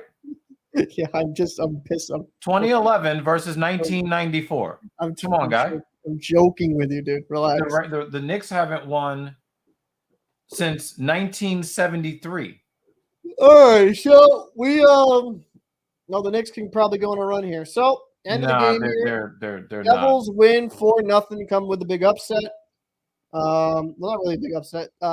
Shots on goals, 31 for the Rangers, 24 for the Devils, 51-49 on faceoff percentage, so pretty close. More importantly, the Rangers were 0 for 4 on the power play. Devils were 0 for 3. Yeah. How many total shots on the power play? I don't have that right in front of me. Yeah, because they didn't get any shots. In fact, the Devils got more shots on the Rangers power play than the Rangers got on the Rangers power play. Rangers out hit the Devils 23-18, blocks 20-18 in favor of the Rangers, and giveaways. Devils actually had more giveaways, but the Rangers were a little bit lapsed in their defensive coverage. So 4-0 New Jersey. This was a pretty intensive game, pretty good game here. Yeah, but once the Rangers gave up that one goal and allowed the Devils to sink into their positioning, they had no chance at that point. So I mean, they played well, and Devils were the better team. Got to kind of admire it. I think they did really good. They're good in their own end. And Akira Schmid bounced back after a really rough game 6, not really due to his fault. Statistically, he took a beating, comes back in here with full confidence and poise, and that's got to make you happy as a Devils fan, because not only is this guy going to be the guy for you in the future, or for the guy for you right now, he's going to be the guy for you in the future. That type of composure is very hard to come by. A lot of the goaltending position is purely mental. And, he played absolutely fantastic, and Shesterkin did really well himself. So, yeah, I mean, unfortunate. I thought it'd be a closer game than it really was, but 4-0 Devils, and they'll be going on to the next round to face the Carolina Hurricanes. So, if you guys enjoyed this stream, make sure to tune in tomorrow. I'll be having another watch party again. If you haven't checked out the videos on the channel, it is scrolling down below at TheLockerRoomYT on YouTube. And if you want to check out my podcast channel, which we are kind of simulcasting on as well, it is the Talking Shit Podcast. Talking SH _T. I'm about to solve your problem right now, Cap. So, I got you. If you want to hear from at the Talking Shit on YouTube. So you want to hockey coverage, you got it. You want social, political commentary, you got it there.